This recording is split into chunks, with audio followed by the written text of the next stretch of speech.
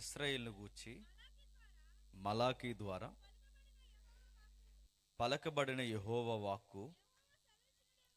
యెహోవా సెలవిచ్చినది ఏమనగా, నేను మీ ఎడల ప్రేమ చూపి ఉన్నాను. అయితే మీరు ఏ విషయమందు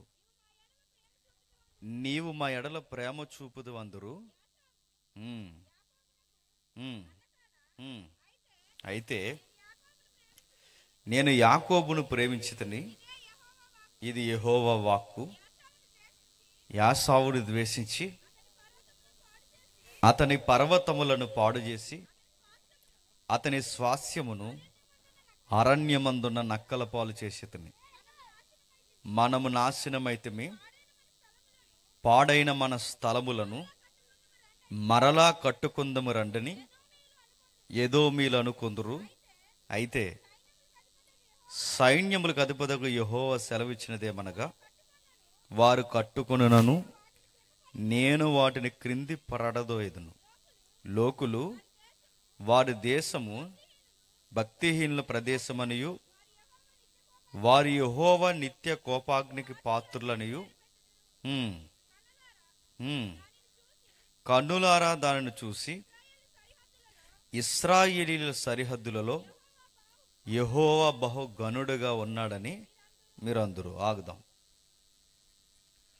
తెలుగు అక్షరాలు తెలుసు కనుక చదువుకున్నాం. బైబిల్ చదివే అలవాటు ఉంది కనుక కాస్త చదువుకొని అర్థం చేసుకునే ప్రయత్నాలు మనకు కాస్త కోస్త ఉన్నాయి కనుక చదువుకుంటున్నాం. నిజాయితీగా సిగ్గు లేకుండా ప్రశ్నించుకుందాం. చదివింది మనకేమైనా అర్థమైందా? మనకేం అర్థం అవ్వలేదు. నేను అడుగుతున్నానండి, అర్థం కాకుండా బైబిల్ని చదివేసి అలా వెళ్ళిపోతామ్మా. కానీ అర్థం చేసుకుంటూ బైబిల్ని మనం చదవడం ప్రారంభిస్తే దేవుడు మన జీవితాలతో మాట్లాడడం ప్రారంభిస్తాం. ఏదో సంగతి జరుగుతుంది, దానికి ఒక కాలం ఉంది. ఆ కాలానికి చరిత్రలో లిఖించిన సంవత్సరాల పట్టిక ఉంది.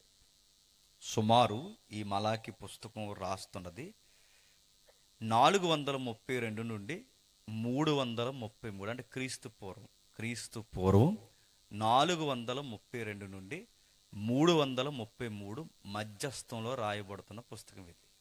అయితే ఈ పుస్తకాన్ని గూర్చిన పరంపర మనకు తెలియాలి. ఏం జరుగుతుంది, ఈ సంగతులు ఏం జరుగుతున్నాయి, రాయబడిన సంగతులు మీరు గమనించండి. పాత నిబంధన ఇంకా అయిపోతుంది అన్నమాట. దేవుడు ఇశ్రాయేలుతో మాట్లాడకూడదని డిసైడ్ అయిపోయాడు. ఇక చివరి మెసేజ్ లేదా ఇశ్రాయేలుకి ఇక చివరి వర్తమానం ఒకటి పంపాలనుకున్నాడు.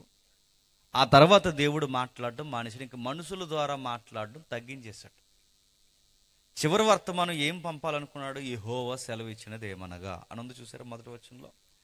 యెహోవా సెలవిచ్చినది. ఏం సెలవిచ్చాడు? ఇంక సెలవు ఇవ్వడు, ఇంకా మాట్లాడడం మానేశాడు. ఇక అంటే మలాకి పుస్తకం అనగానే ఇక దేవుడు పాత నిబంధన కాలంలో ఇక చివరి మాటలు అన్నమాట.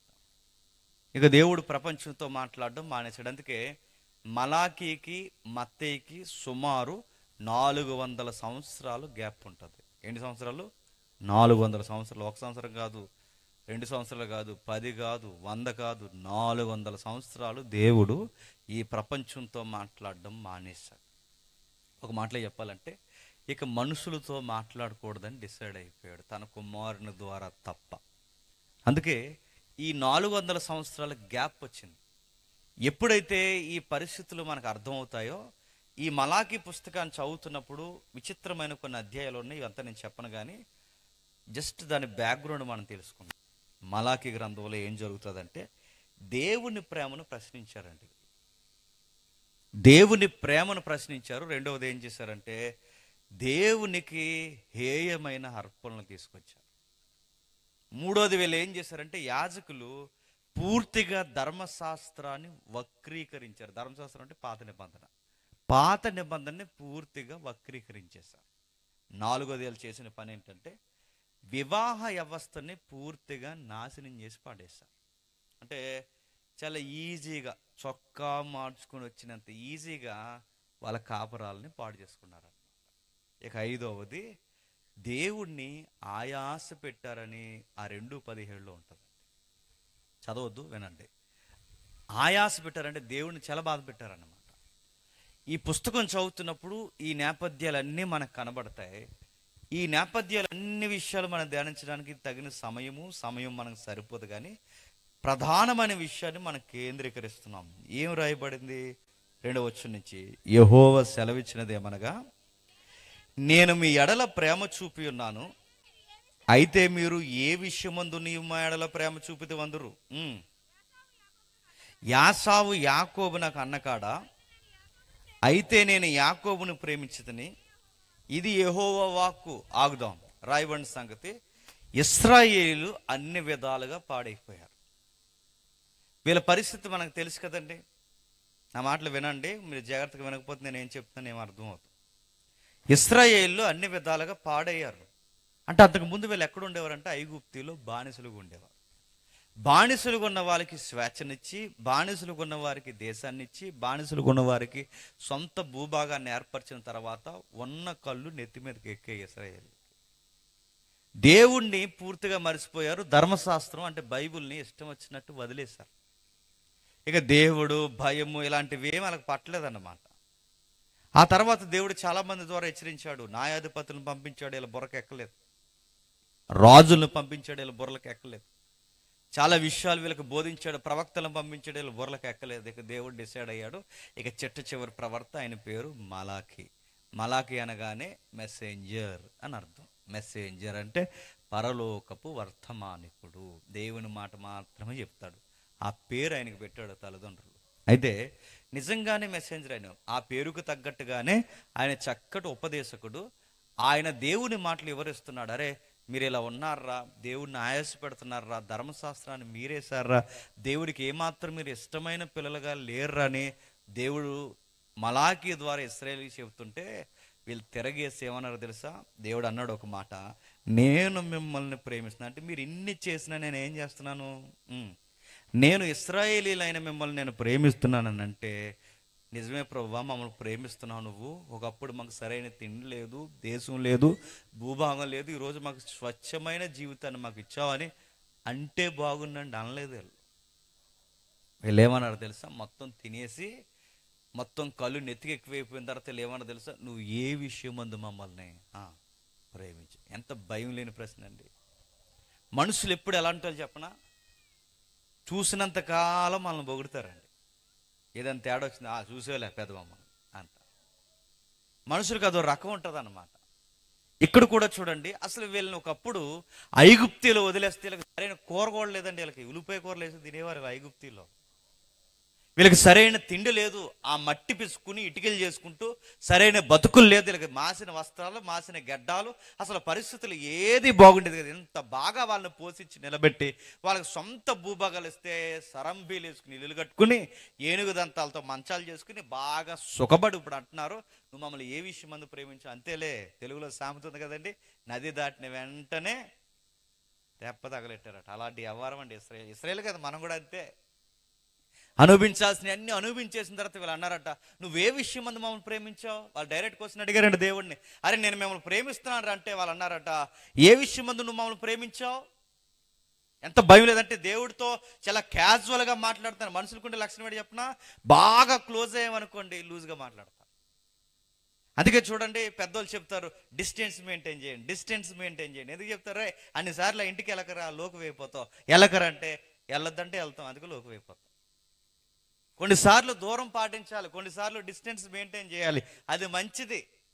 సామెతలు కూడా ఉంది చూసారా, 10 ఒకటి ఇంటికి వెళ్ళకు. నువ్వు 10 ఒకటి ఇంటికి వెళ్తే ఏమవుతావు? ఆడికి లోకు అయిపోతావు. దేవుడు కూడా వీళ్ళకి లోకు అయిపోయాడండి. దేవుని ప్రేమ అంటే వీళ్ళని ఎన్ని చేసినా వీళ్ళని ఎత్తుకుంటున్నాడండి, ఎన్ని చేసినా వీళ్ళని ప్రేమిస్తున్నాడు, ఎన్ని చేసినా వీళ్ళని వాదాడుతున్నారు చూసారా. ఆ ప్రేమ వీళ్ళు లోకు కట్టారు. ఎప్పుడంతేనండి, ఎవరైనా మనకు దగ్గరగా ఉన్నంతసేపు వాళ్ళ విలువ తెలియదు. మనకి విలువ తెలిసిన ఎప్పుడు విలువ కాపాడుకుంటారు. కొంతమందికి విలువ తెలియదు, మనం దగ్గరగా ఉన్నాం అనుకోండి, ఆ విలువ తెలియదు, ఆ విలువనే లోకు కడతారు. ఇశ్రాయేలు కూడా దేవుని లోకు కట్టారు. ఎంత ఒక మనిషితో మాట్లాడినట్టు అంటున్నారండి, నువ్వు ఏ విషయం మందు మమ్మల్ని ప్రేమించావు. భయం లేదండి వీళ్ళకి. దేవుడితోనే అడుగుతున్నారు, నిన్న మిమ్మల్ని ప్రేమిస్తున్నాను రయ్యా అంటే వాళ్ళు అంటున్నారు, నువ్వు ఏ విషయం మందు మమ్మల్ని ప్రేమించావు. అసలు అలాంటి ప్రశ్న దేవుడిని అడగొచ్చా? నువ్వే విషయం మందు మమ్మల్ని ప్రేమించిన డైరెక్ట్గా అడిగినప్పుడు దేవుడు అన్నాడు, ఏమంటున్నాడు చూడండి, ఏ విషయం మందు నీవు మా ఎడల ప్రేమ చూపితే అందరు యాసావు యాకోబు నాకు అన్నగాడా, నేను యాకోబును ప్రేమించితిని, ఇదే యెహోవాకు. ఇదేంటి వాళ్ళు అడుగుతున్నది ఏంటండి, నువ్వు ఏ విషయం మందు ప్రేమించావు అన్నప్పుడు చెప్పాలి కదండి. ఈయన ఎర్ర సముద్రం పాయలు చేశానని చెప్పాలి కదా, మీ పితరులకి మన్నా కురిపించానని చెప్పాలి కదా, ఈ దేశాన్ని నేను రాసిచ్చాను మీకు వాగ్దానం ఇచ్చినట్టు అని చెప్పాలి. ఇవేం చెప్పకుండా దేవుడు అంటున్నాడు, మీ నాన్న ప్రేమించాను. అదేంటి వాళ్ళు అడుగుతున్నది ఏంటి, నువ్వు ఏ విషయం మందు మమ్మల్ని ప్రేమించావంటే ఈ విషయాలందు మిమ్మల్ని ప్రేమించాలంటే ఏదో ఒక విషయాన్ని చూపిస్తే బాగుండు. అది ఏం చెప్పకుండా దేవుడు అంటున్నాడు, మీ నాన్న ప్రేమించాలంటే వాళ్ళకి ఎలా ఉంటుందండి. మీకు అర్థం కాలేదు, ఒక విషయం చెప్తాను వినండి. ఇప్పుడు మా వైఫ్కి నాకు గొడవ వచ్చింది అనుకోండి. ఆ గొడవ వచ్చిన తర్వాత దాన్ని సీరియస్గా చెప్తాను నేను, నేను చాలా ప్రేమించాను, నేను చాలా జాగ్రత్తగా చూసుకున్నాను, అది ఇదని చెప్పినప్పుడు అప్పుడు అడుగుతుంది, ఏ విషయం మందు నన్ను ప్రేమించు అడుగుతారు అందరూ ఇంట్లో గొడవ. ఇది ఏ విషయం మందు మమ్మల్ని ప్రేమించాడు, పెద్ద ప్రేమించలే నన్ను అన్నది అనుకోండి. అప్పుడు నేనేం చెప్పాలి, నీవు నా దగ్గరకు వచ్చినప్పుడు ఎలా వచ్చావే, ఇప్పుడు ఎలా ఉన్నావు, ఇవన్నీ ఇది కారణం. అది రైట్ ప్రశ్న అడిగినప్పుడు రైట్గా నేను చెప్పాలి. అలా చెప్పకుండా మీ నాన్న ప్రేమించానంటే ఏమంటుంది, తను అడిగే ప్రశ్నకి నా దగ్గర సమాధానం సరైన సమాధానమేనా. ఇప్పుడు ఆవిడ అడుగుతుంది ఏమని, నువ్వు ఏ విషయం మందు నన్ను ప్రేమించావంటే మీ అయ్యని ప్రేమించానంటే ఏమంటది, ఇద్దరు ప్రేమించకుండా అయితే అంటది అందా. అంటే అతను అడుగుతుంది, ఇప్పుడు నేను అడుగుతున్నాను, నేను మిమ్మల్ని ప్రేమించాను, నేను నిన్ను ప్రేమించాను అన్నప్పుడు ఏ విషయం మందు ప్రేమించావంటే ఇదిగో పలానా చేశాను, నేను ఇలా చూశానంటే బాగుండు. దేవుడు అది ఏం చెప్పకుండా మీ అయ్యని ప్రేమించాడు. ఇలా అయ్యి ఎవరండి, యాకోబుని ప్రేమించని చెప్పడం ఏంటి, సంథింగ్ ఏదో చరిత్ర ఉంది అక్కడ, ఏదో చెబుతున్నాడు. అందుకే వాళ్ళు అడుగుతున్న దాన్ని మళ్ళీ ఒకసారి అర్థం చేసుకోండి. చదువుదాం ఒకసారి 2వ వచనం నుంచి. యెహోవా సెలవిచ్చినదేమనగా, నేను మీ ఎడల ప్రేమ చూపి ఉన్నాను, నువ్వు ఏ విషయమందు నీవు మా ఎడల ప్రేమ చూపితివి. అందరూ యాసావు యాకోబున కన్నకాడా, అయితే నేను యాకోబును ప్రేమించితిని, ఇదే యెహోవాకు. నువ్వు మమ్మల్ని ఏ విషయం మందు ప్రేమించావంటే నేను మిమ్మల్ని అందరినీ ప్రేమించానంటే బాగుండు. అలా అనుకుండా మీ నాన్న దగ్గర నుంచి ప్రేమించానంటే ఏదో చెబుతున్నాడు. మరో ప్రశ్న, యాకోబును ప్రేమించానంటే సరిపోను, యాకోబును ప్రేమించానని ఒక్కటే చెప్పట్లేదు, మరి మీ పెదనాన్న ద్వేషించాను అన్నాడు. మీ పెదనాన్న ఎవరైతే ఉన్నాడో యాసావుని ద్వేషించాను, మీ నాన్న ప్రేమించాను. ఇదే సమాధానం. అంటే ప్రేమించాను మా నాన్న అంటే ఏదో కొంచెం అర్థం చేసుకోవచ్చు, మళ్ళీ పెదనాన్న ద్వేషించి మా నాన్న ప్రేమించాను, ఈ వివరణ ఏంటి. అయినా ఒక ప్రశ్న, దేవుడనే ఆయన అందరినీ ప్రేమించాలి కానీ ఒకరిని ద్వేషించడం ఏంటి, మరొకరిని ప్రేమించడం ఏంటి. అంటే ఏదో విషయం ఉంది, ఏదో చరిత్ర ఉంది. ఈ చరిత్రని ఇక్కడతోనే ఆపలేదు. ఇదే ప్రశ్న మలాకి దగ్గర ఏదైతే రాయబడిందో ఇదే ప్రశ్న క్రొత్త నిబంధనలో పౌలు గారు కూడా రాశారు. ఎక్కడ ఒకసారి చూడండి, రోమిలికి రాసిన పత్రిక 9వ అధ్యాయం, రోమిలికి రాసిన పత్రిక 9వ అధ్యాయం 12, 13 వచనాలు చదువుతాం ఒకసారి. రోమిలికి రాసిన పత్రిక 9వ అధ్యాయం. ఏర్పాటును అనుసరించిన దేవుని సంకల్పము క్రియల మూలముగా కాక పిలిచివాని మూలముగానే నిలకడగా ఉండి నిమిత్తము పిల్లలింకా పుట్టి మేలైనను కీడైనను చేయకముందే పెద్దవాడు చిన్నవానికి దాసుడగునని ఇందును గూర్చి నేను యాకోబుని ప్రేమించితిని, యాసావుని ద్వేషించితిని అని రాయబడి ఉన్నది. ఒక మాట అడుగుతున్నాను చెప్పండి, మళ్ళీ ఇక్కడ ఒక ప్రశ్న వస్తుంది. పిల్లలు ఇంకా పుట్టి మేలైనను కీడైనను చేయకముందే ఎవరిని ద్వేషించాడట, పెద్దోడిని ద్వేషించాడట, చిన్నోడిని ప్రేమించాడు. అదేంటి, అదే వివరణ.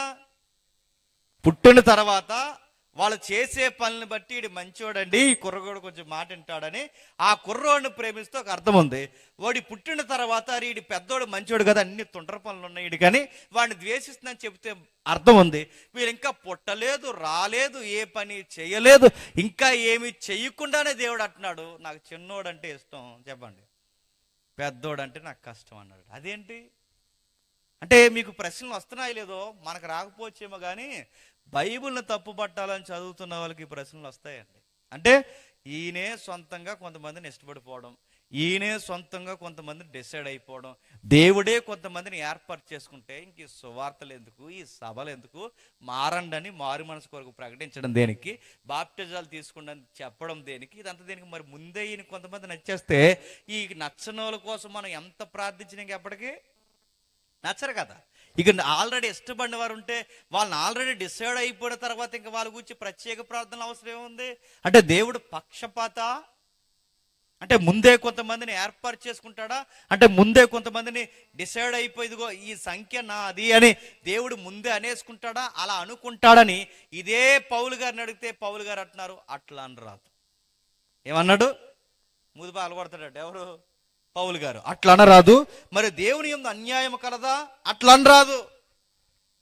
మరి ఈ సందర్భం చూస్తుంటే మనకు అలాగే అనిపిస్తుందిగా. ఇంకా పిల్లలు పుట్టి మేలైనను కీడైనను చేయకముందే వాడు చిన్నవాడు పెద్దవానికి యజమానుడు అవుతాడట, పెద్దోడు చిన్నోడికి దాసుడు అవుతాడు. ఇదేంటి? ఇదేం విడ్డూరం? ఇష్టపడితే దేవుడు ఇద్దరిని ఇష్టపడాలిగా. ఒకరిని ద్వేషించడం ఏంటి, మరొకరిని ప్రేమించడం ఏంటి? అంటే ఈ సందర్భం చెప్తున్నాడు దేవుడు అన్యాయం చేస్తున్నాడు అంటే పౌలు గారు అంటున్నారు అట్లా అనరాదు. ఎందుకు అనరాదు? పౌలు అంటాడు ఆ చరిత్ర తెలిసిన తర్వాత సృష్టికర్తను మనల్ని ప్రశ్నించలేమంటాడు ఆయన. అంటే ఈ విషయాలు మనకు అర్థం కావాలి అంటే, ఈ సంగతులు మనకు అర్థం కావాలి అంటే వీళ్ళ నేపథ్యాలు ఏంటో మనకు తెలియాలి. ఇప్పుడు 2 ప్రశ్నలు. మలాకి దగ్గర వాళ్ళు అడుగుతున్న ప్రశ్న ఏంటి? నేను మిమ్మల్ని ప్రేమిస్తున్నా అంటే వాళ్ళు ఏమన్నారండి?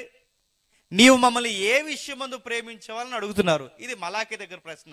ఇప్పుడు రోమ పత్రికలో ప్రశ్న, పౌలు దగ్గర ప్రశ్న ఏంటి? పిల్లలు ఇంకా పుట్టి మేలైనను కీడైనను చేయకముందే యాకోబే నాకు నచ్చాడు, యాసావు నచ్చలేదు, చిన్నోడు నచ్చాడు, పెద్దోడు నచ్చలేదు. ఇదేంటి? అంటే ఆయన ముందే ఇష్టపడిపోవడం ఏంటి? ఈ ప్రశ్నలన్నిటికీ సమాధానం మనకు దొరకాలి అంటే ఈ పిల్లలు కూర్చిన ఉదంతం ఏంటో ఒక్కసారి వాళ్ళ చరిత్రలోకి మనం వెళ్ళాలి. అప్పుడు కానీ ఈ ముడులు ఏంటో మనకు అర్థమయ్యే పరిస్థితి రాదు. చూద్దాం ఒకసారి ఆది కాండం ఒకసారి చూడండి. ఆది కాండం బైబిల్ చూడండి.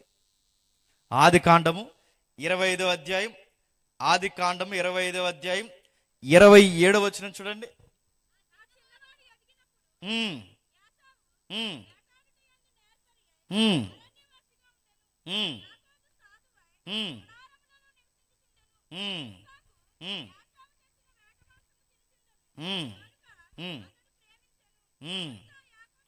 రాయబడిన సంగతి చూడండి. ఆ చిన్నవారు ఎదిగినప్పుడు యాసావు ఆటాడట యందు నేర్పరియై అరణ్యవాసిగా ఉండెను, యాకోబు సాధువై గుడారముల్లో నివసించుచుండు. ఆగుదాం.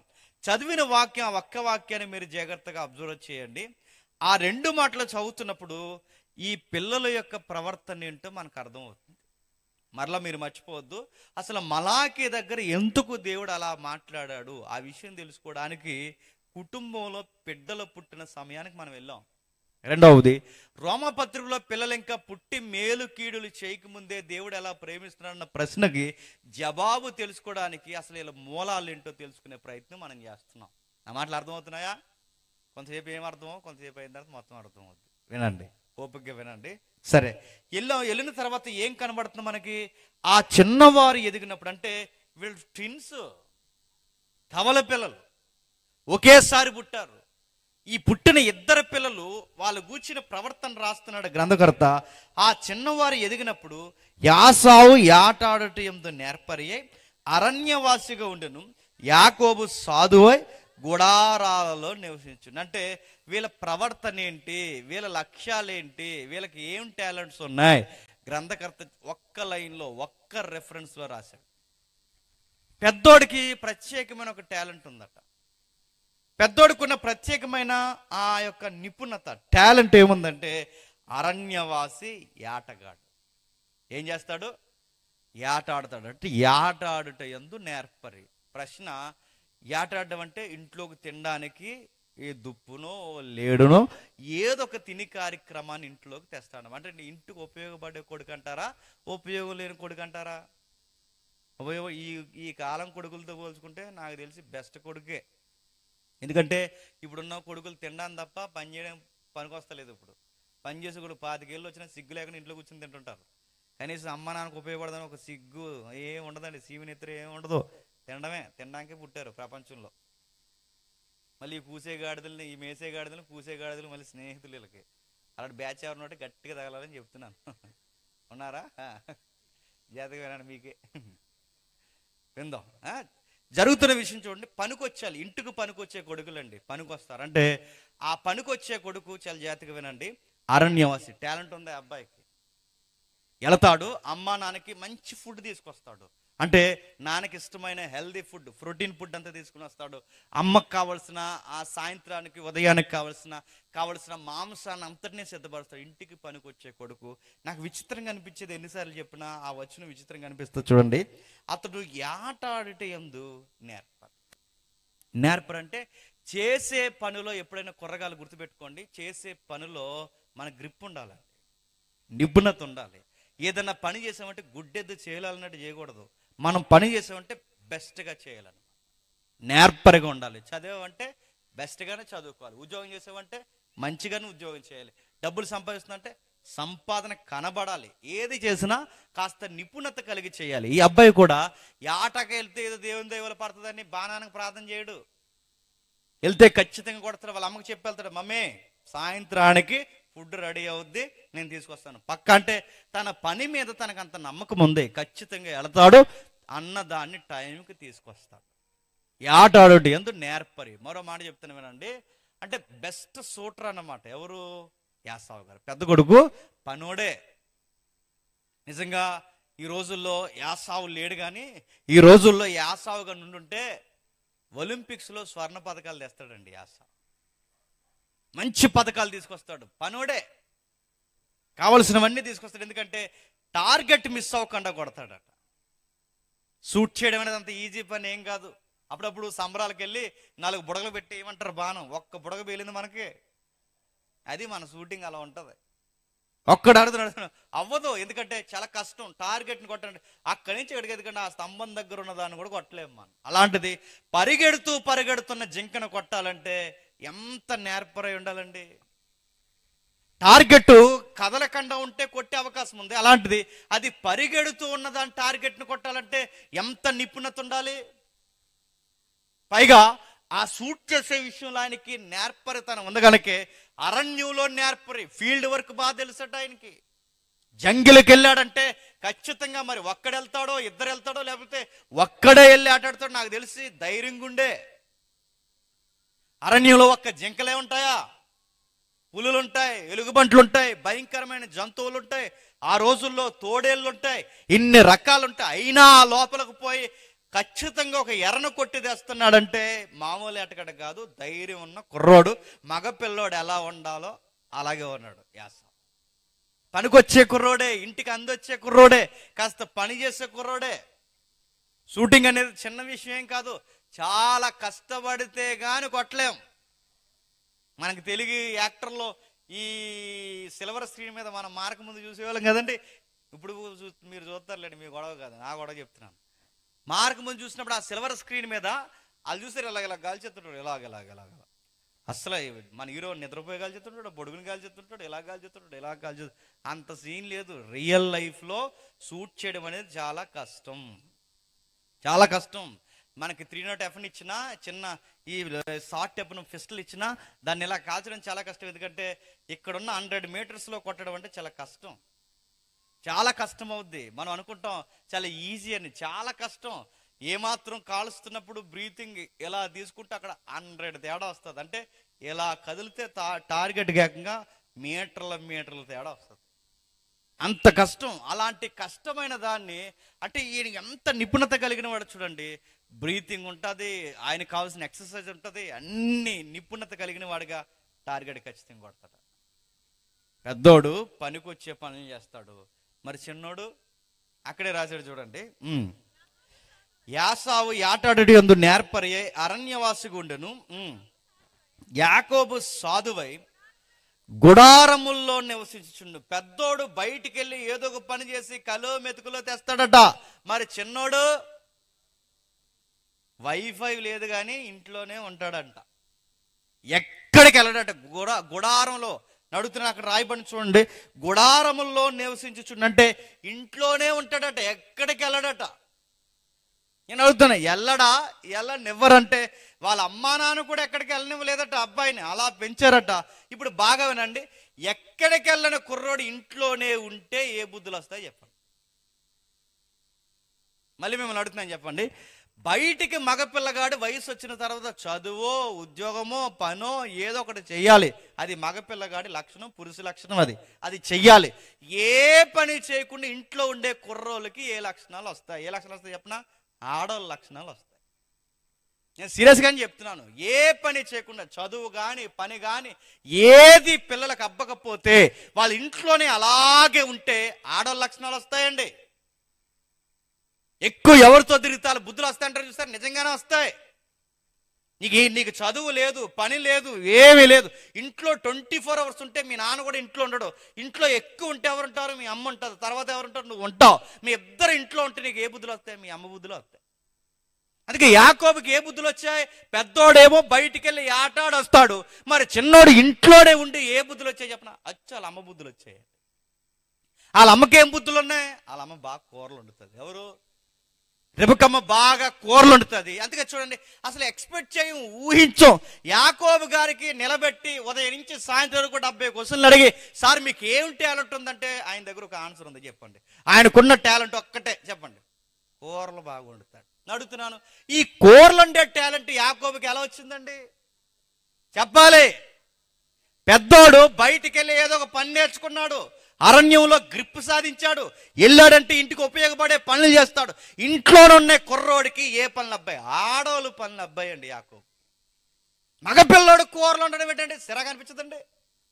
మగపిల్లల కూరలను ఈ మధ్య మొగలు వండుతున్నారులేండి, అదొక విడ్డూరం అయిపోయింది. మగపిల్లడు కూరలు వండడం ఇంట్లో ఉండంటే మరి ఏ పని ఉంది ఇంట్లో? విచిత్రంగా వాళ్ళ అమ్మ చేస్తున్న పనులన్నీ నేర్చుకున్నాడు. బయటికి వెళ్ళి పెద్దోడు ఏదో ఒక పని నేర్చుకున్నాడు, చిన్నోడు ఇంట్లోనే ఉండి కూరలు వండడం నేర్చుకున్నాడట. నేను అడుగుతున్నాను, ఏం కూర వండాడు? వాళ్ళ అమ్మ వండే కూరలే అదిరిపోతాయి అనుకుంటే ఈ అబ్బాయి వండే కూరలు ఇంకా అదిరిపోతాయట. మొత్తం మీద ఆ పని అయినా కొంచెం బాగా నేర్చుకున్నాడు. అందుకే పెద్దోళ్ళు అంటారు, రే ఎక్కువ ఆడవాళ్ళతో తిరక్కరా. చెప్పండి, ఆడవాళ్ళు బుద్ధిలో వస్తాయరా అని. నిజంగానే వస్తాయి.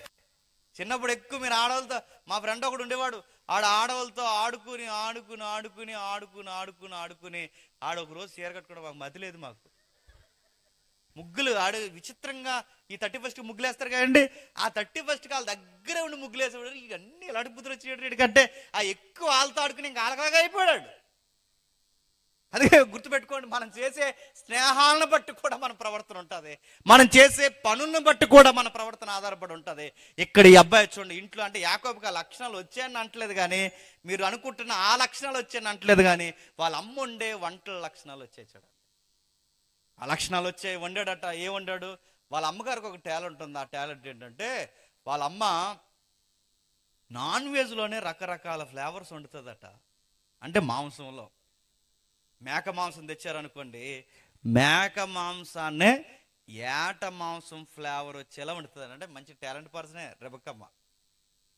అంటే మేక మాంసాన్ని ఏట మాంసంలో వండుతుంది.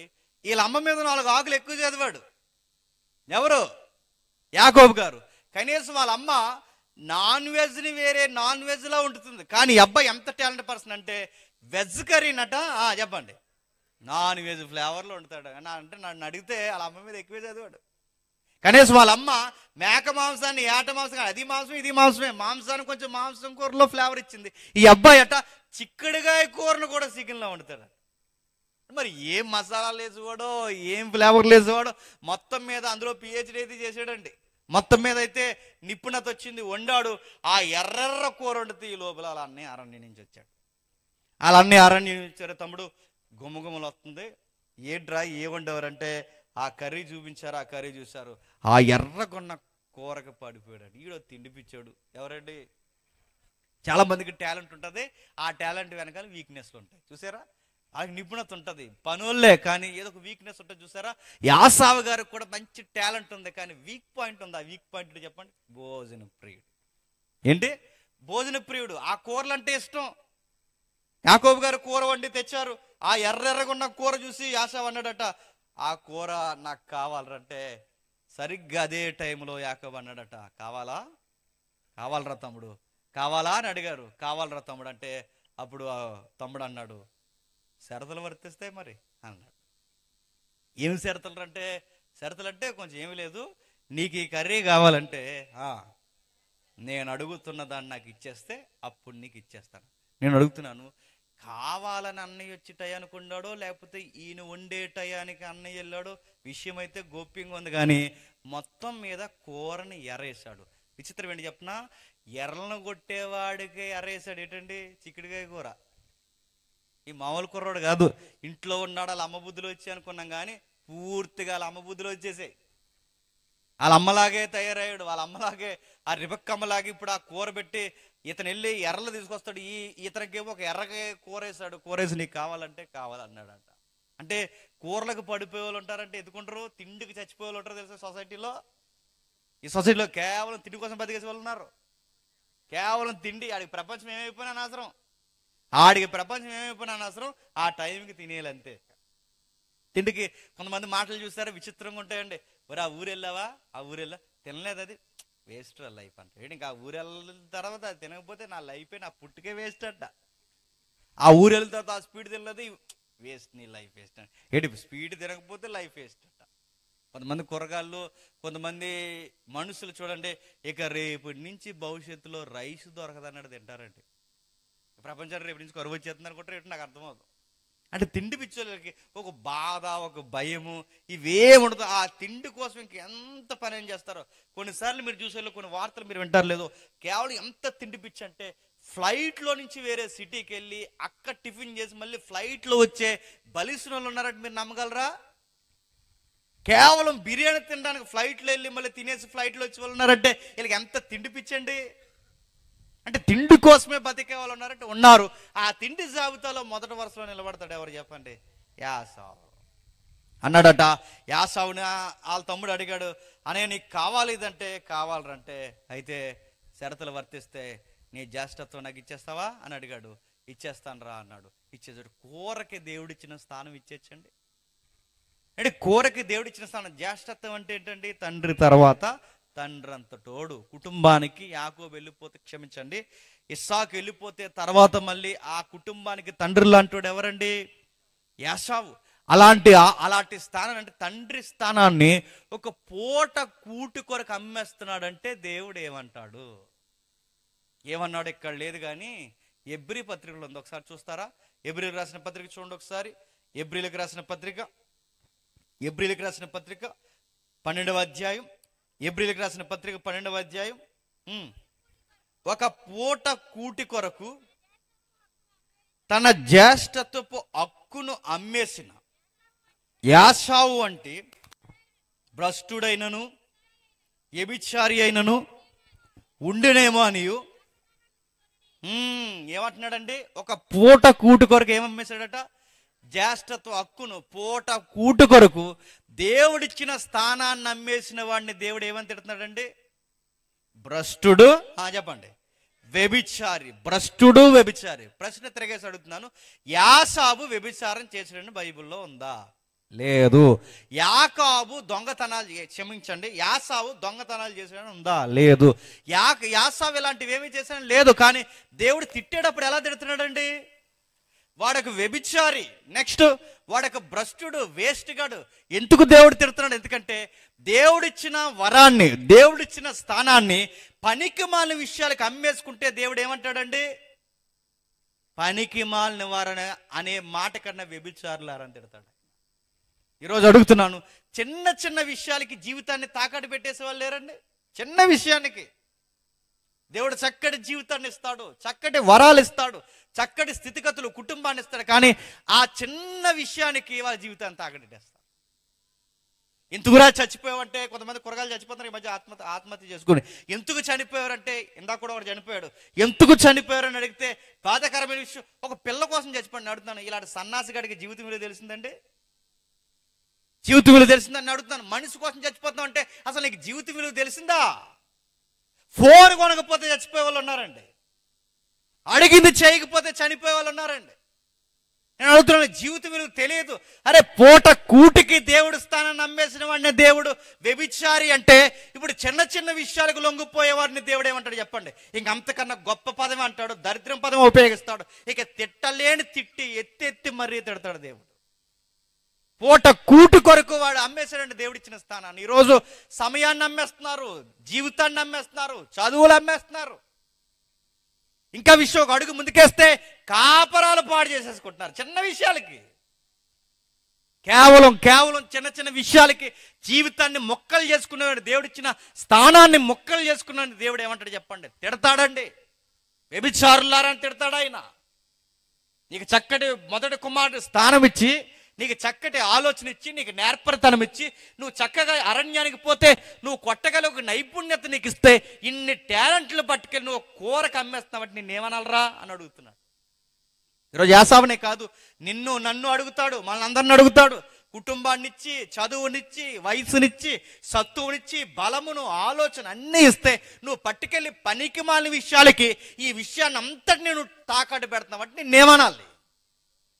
ఏరియాలో దేవుడు ఒక సంఘాన్ని పెట్టి, ఒక దైవజన్ని పెట్టి, ఇలాంటి కృతజ్ఞత కూడికల్లో నీకు వాక్యం వినిపించి చేసిన నువ్వు చిన్న చిన్న విషయాలకి నువ్వు వెళ్ళి దేవుడిచ్చిన జీవితాన్ని తాకాటు పెడితే నిన్నేమంటాడో? చంపేస్తానంటాడు. గుర్తుపెట్టుకోండి.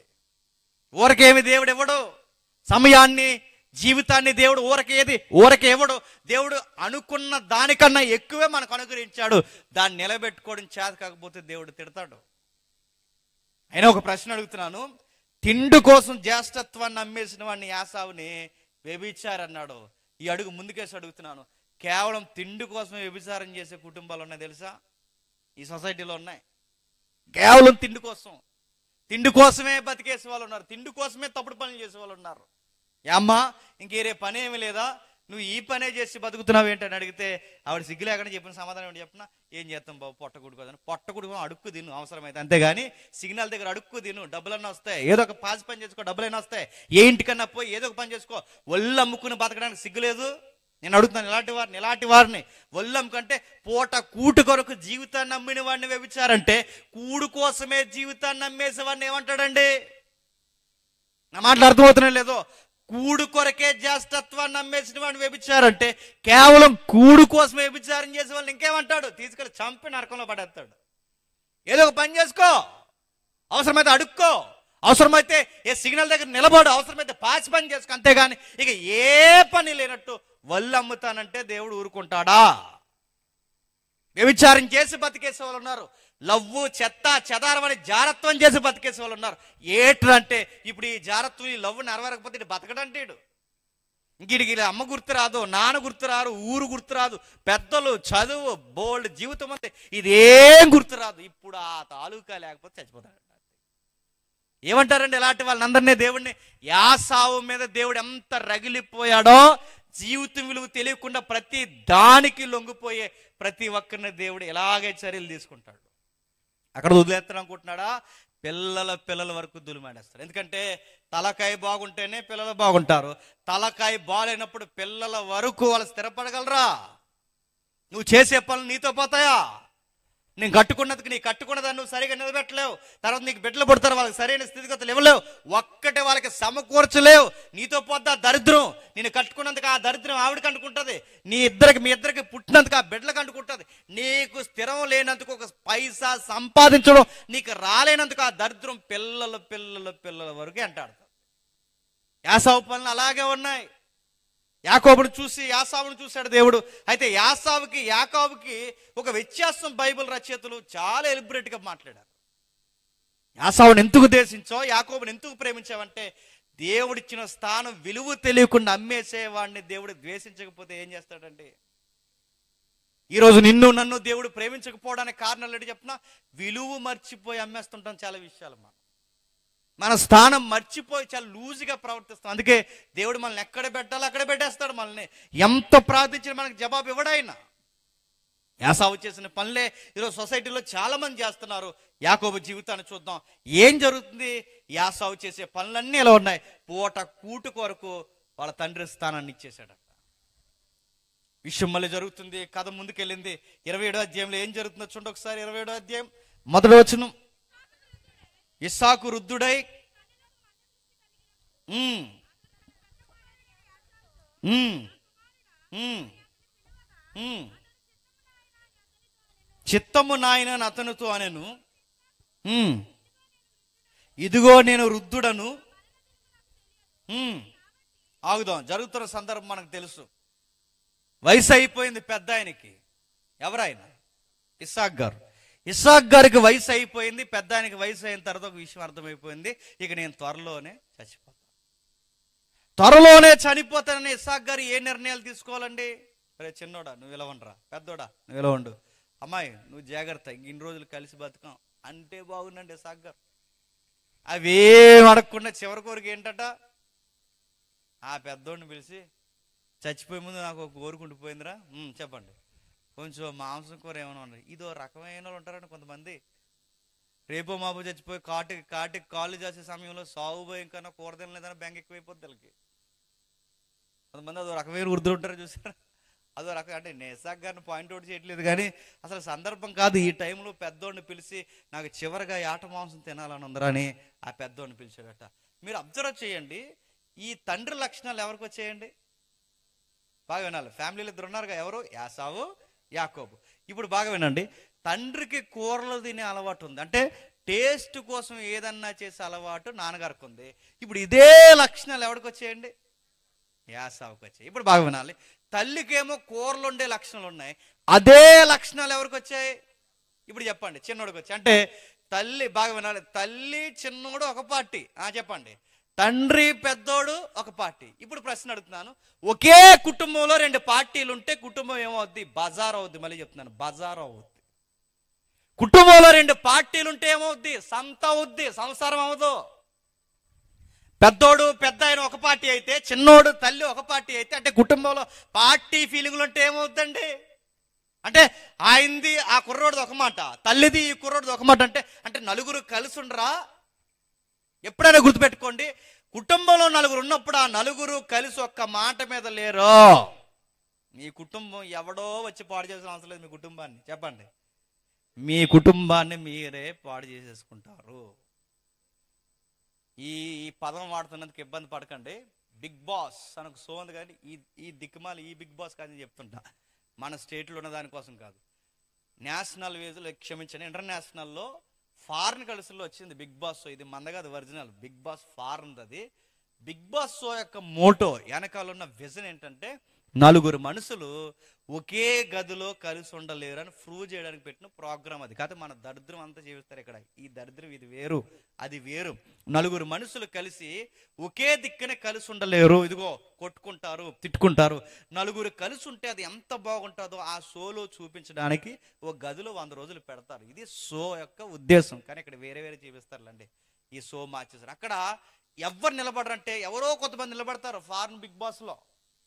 నిలబడి ఇలా నిలబడిన వారంటే అందరూ మెచ్చుకుని అందరితో మెప్పుకోరిన వారు, కుటుంబాలకి, జీవితాలకి, సమాజానికి ఉపయోగకరమైన వ్యక్తులని వాళ్ళకి బెస్ట్ ప్రైజ్ అవార్డు ఇస్తారనమాట. ఇది నేపథ్యం. నేను అడుగుతున్నాను, ఈరోజు బిగ్ బాస్లో 100 రోజులే ఉండలేని వాళ్ళు, 4 రకాల మనసులు ఉన్నవాళ్ళు, 50-60 సంవత్సరాలు 4 వ్యక్తులు కలిసి బతకాలంటే అందరూ ఒక్క మాట మీద ఉండకపోతే జరిగే విషయమా చెప్పండి? మామగారు ఒక బాట, అత్తగారు ఒక బాట, తండ్రి ఒక బాట, తల్లి ఒక బాట, పిల్లలు ఒకవైపు. నడుతున్నాను, నలుగురు 4 దిక్కుల వైపు చూస్తే ఆ ఇల్లు ఏమవుద్ది? పెంట అవుద్ది.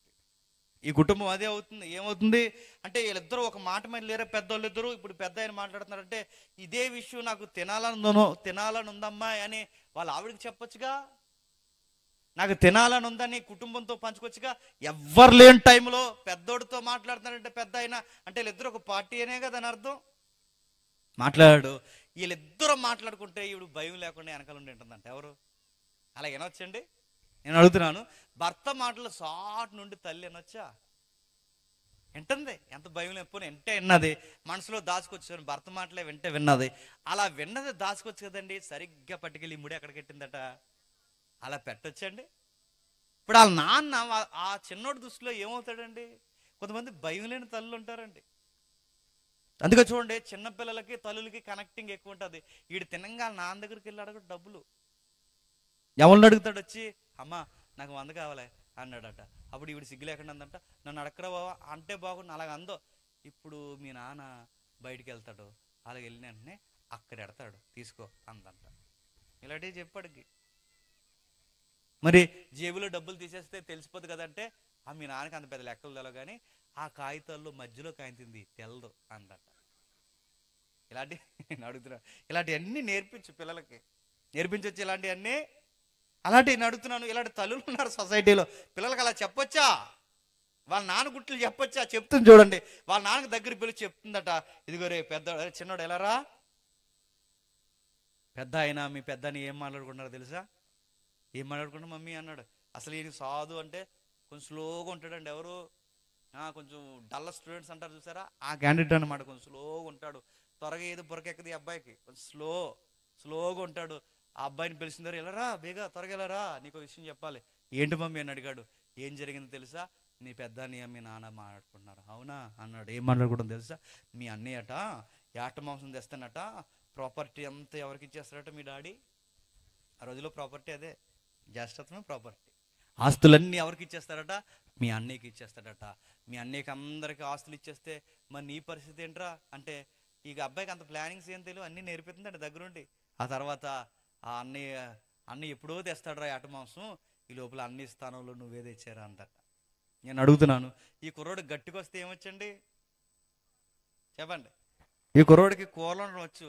ఏట మాంసం ఎవరు తెమ్మంటుందండి? ఇప్పుడు ఎవరిని తెమ్మంటుంది? యాకోబుని తెమ్మంటుంది. నేను అడుగుతున్నాను, ఎప్పుడన్నా ఇంట్లోంచి బయటికి వెళ్ళాడా? ఇప్పుడు ఇంట్లోంచి బయటికి ఏటకెళ్తే ఇంక ఇంటికి వస్తాడా చెప్పండి? అలవాటు ఉంది ఈ కుర్రోడికి. అలవాటు లేని కుర్రోడిని బయటికి పంపితే ఏమవుతుందండి? కిరాణా స్టోర్ దగ్గర పంపుతాడు, మొత్తం కిరాణా స్టోర్ అంతా తెస్తాడు ఇంటికి. అది అర్థమవుతుందా చెప్పండి? ఆ కుర్రోడికి ఇప్పుడు ఏం తెలియదు. ఇప్పుడు ఏమీ తెలియని కుర్రోడిని ఇప్పుడు బయటికి పంపితే ఏం చేయగలడు? ఏమీ చేయలేడు. అందుకే వాళ్ళ అమ్మ చెబుతుంది ఏమని, అరే నువ్వు అలా మీ అన్నీ వచ్చే సమయానికి నువ్వే ఏట మాంసం తెచ్చే, అది వండేసి మీ నాన్నకి పెడతానంటే. అక్కడ బిగ్ క్వశ్చన్ లేదు, కానీ నాకు వచ్చింది పెద్ద ప్రశ్న, అసలు ఏట మాంసంకి వెళ్తే తేగలడా తేలేడన్న సంగతి అయ్యగారి టాలెంట్ వాళ్ళ అమ్మగారికి తెలుసు. అందుకే ఏమందంటే, నువ్వు ఏటకి వెళ్ళొద్దు నాన్న, ఎందుకంటే నువ్వు వెళ్తే రావు ఇంకా. అందుకే నువ్వు వెళ్ళేది ఎక్కడికంటే ఏటకు కాదు, వెనక్కెళ్ళు. వెనక్కంటే ఇంటి వెనక్కెళ్ళు. ఇంటి వెనకాల ఏముంది, మనకు మేకల మందలు ఉన్నాయిగా, ఆ మేకల మందలో బాగా కొవ్వు పట్టిన మేక ఏది ఉందో ఆ మేకందే. ఆ మేకని మీ నాన్నకి వండి మేక మాంసాన్ని ఏట మాంసంగా పెట్టేస్తానంటే పెద్ద ప్రశ్న. మరి నాన్నకు తెలియదంటే తెలియదు, అదే కదా మన చేతిపోవటం, మరి టాలెంట్ చూపిస్తాను అంతే. ఏంటి ఏ మగోడికైనా తెలుస్తా తెలియదండి? ఇప్పుడు అమ్మ ఉండే కూరలకి భార్య ఉండే కూరలకి మగోడు పట్టుకుంటాడు ఇట్టే. కొంతమంది మగ్గాలు, కొంతమందికి ఏం తెలియలేదు, మొత్తం రెండు కలిపి తినేస్తారు, అది గొడవలేదు, వేరే పార్టీ అది. కొంతమంది మక్కూర టక్కమని చెబుతారు, టక్కమనే ఈరోజు మా అమ్మ ఉంది కదా టక్కని చెప్తారు. ఎందుకంటే ఆ టేస్టులు తెలిసిపోతే. 20 సంవత్సరాలు కాపురం చేసిన అమ్మ కూర ఎలా ఉంటుందో తెలుసు చెప్పండి, భార్య కూర ఎలా ఉంటుందో, అత్త ఎలా ఉంటుందో అన్నీ తెలుసు. ఇట్టే తెలుస్తుంది మగ పిల్లగాళ్ళకి. టక్కం పట్టుకుంటారు, నువ్వు వండింది ఇది, ఈ యూట్యూబ్ కూర నాకు తెలిసిపోతుంది, ఇది నువ్వు వండింది తెలిసిపోద్ది, ఇది మా అమ్మ వండింది తెలిసిపోద్ది. అమ్మల కంగారు కొన్న వాళ్ళ టేస్ట్ వేరు. నిజంగానే మా అమ్మ వండుతుంది, ఎంత కంగారు ఉంటుంది. ఆ దుకాణం మాకు కిరాణా స్టోర్ ఉంది, అటు ఇటు తిరిగి కంగారు అటు ఇటు ఆ కంగారు వండిన కూరే బాగుంటుంది, టేస్ట్ తెలిసిపోతాయి. వాళ్ళు ఉండే వంటకం ఒకలా ఉంటుంది, వీళ్ళు ఉండే వంటకం ఒకలా.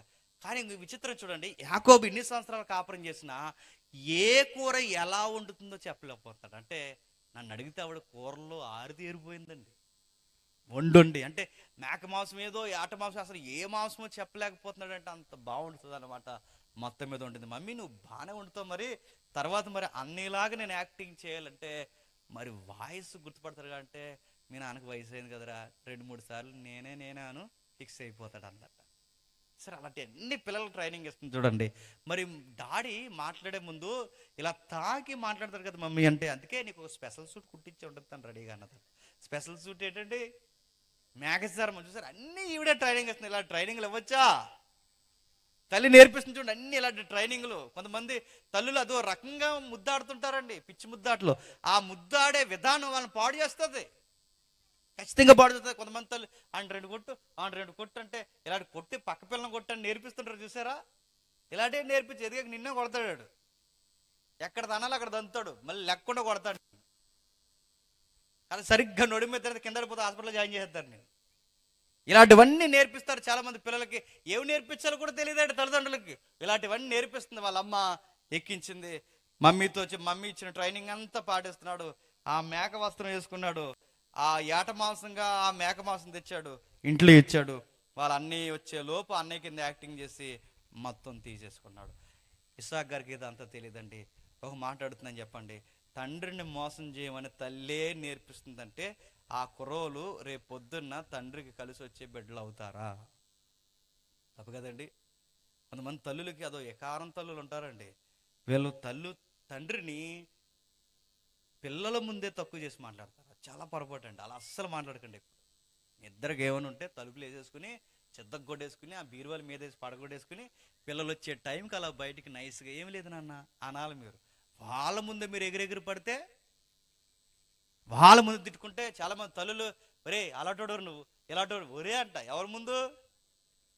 అది ఒరే గిరే అని నువ్వని వస్తే గిస్సే అని వాళ్ళ ముందని మీ గౌరవం మీరు ఒక్కరినొకరిని హానర్ చేసుకోకపోతే, గౌరవించుకోకపోతే నీ బిడ్డలు మిమ్మల్ని ఇద్దరిని కలిపి గౌరవిస్తారు అనుకుంటున్నారా? తండ్రిని ఎప్పుడు పిల్లల ముందు డౌన్ చేయకూడదు. తల్లిని ఎప్పుడు పిల్లల ముందు తండ్రి తక్కువ చేసి మాట్లాడకూడదు. చాలా చాలా జాగ్రత్త. ఎందుకంటే ఆ పిల్లలు చూస్తారు, మనం చూడమనుకుంటాం, ఖచ్చితంగా చూస్తారు. వాళ్ళు అబ్జర్వ్ చేస్తారు. వాళ్ళు ఖచ్చితంగా వాళ్ళ చిన్న మైండ్లో అది గుర్తుపెట్టేసుకుంటారు. దగ్గరుండి వాళ్ళ నాన్న ఎలా మోసం చేయాలి, ఎలా చెప్పాలని ఇవన్నీ చెప్తుంటే ఈ అబ్బాయి చెప్పేశాడండి. ఈ లోపల ఏట మాంసం పట్టుకుని ఆటగాడు వచ్చేసాడు ఇంటికి. ఎవరు? యాసావు. విషయం తెలిసిపోయింది. అప్పటికే బ్లెస్సింగ్స్ అయిపోయాయి. వాళ్ళ డాడీ చెప్పాడు, రే ఇప్పుడు వచ్చావు మళ్ళీ అనగానే తక్కువ అని అర్థమైపోయింది. ఈ పని అంతా చేసింది మా అమ్మ మా తమ్ముడు అని తెలిసి కోపం తూగిపోయాడు. ఎంత కోపం తూగిపోయాడో ఆ 27వ అధ్యాయం 47వ వచనం చూడండి. 27వ అధ్యాయం 47వ వచనం. తన తండ్రి యాకోబుకి ఇచ్చిన దీవెన నిమిత్తము యాసావు అతని మీద పగబెట్టిన. ఇప్పుడు చూడండి, సొంత అన్నదమ్ములే ఏమైపోయారండి? పగబెట్టుకున్నారట. సొంత అన్నదమ్ములే ఒకరి మీద ఒకరు పగబెట్టుకునే పరిస్థితి. ఈ కారణం ఎవరు తెచ్చారు చెప్పండి? వాళ్ళ అమ్మ తెచ్చారు. మరో మాట ఇండైరెక్ట్గా పొరపాటు ఎవరిదిందో తెలుసా? ఇస్సాకు గారు తండ్రి గారిది కూడా ఉంది. ఎందుకంటే చూస్తే ఇద్దరినే సమానంగా చూడాలి. పెద్దోడిని ఒకలాగా చిన్నోడిని ఒకలా చూస్తే గొడవలు రావా? ఒకవేళ రెబెక్కమ్మ ఈ సలహా ఇవ్వకపోయినా పూర్తిగా అన్ని పెద్దోడికి ఇచ్చేస్తే రేపు పొద్దున గొడవలు రావా? అంటే ఈ తల్లిదండ్రులు వీళ్ళు చేసే నిర్ణయాలు, వీళ్ళ పొరపాట్లు ఆ బిడ్డల మధ్య కక్షపూరితమైన చర్యలు తీసుకొచ్చే. చూడండి, యాసావు అతని మీద పగబెట్టును, మరియు యాసావు నా తండ్రిని గుర్చిన దుఃఖ దినములు సమీపముగా ఉన్నవి. అప్పుడు నా తమ్ముడైన యాకోబును సంపదను అనుకోను. అంటే దాని అర్థం ఏంటండి? నా తండ్రి ఇక కొన్ని రోజుల్లో చనిపోతాడు. మా నాన్న చచ్చిపోయిన వెంటనే చెప్పండి మా తమ్ముడిని నేను చంపేస్తాను. అంటే దాని అర్థం ఏంటంటే మా నాన్న చనిపోయేటప్పుడు మేమిద్దరం ఇలా కొట్టుకుని చస్తూ ఉంటే మా నాన్న వెళ్ళిపోయే ముందు ఆనందంతో వెళ్ళిపోలేడు. అందుకే మా నాన్న చనిపోయే ముందు ఆనందంగా వెళ్ళిపోవాలి. మా నాన్న ఉన్నంతకాలం కొంచెం ఓర్చుకుని ఉందామని వాడు మనసులో కుట్ర దాచేసుకున్నాడు. కిందికి మాట్లాడుతున్నాడు చూడండి. రెబెక్కా తన పెద్ద కుమారుడైన యాసావు మాటలు కూర్చి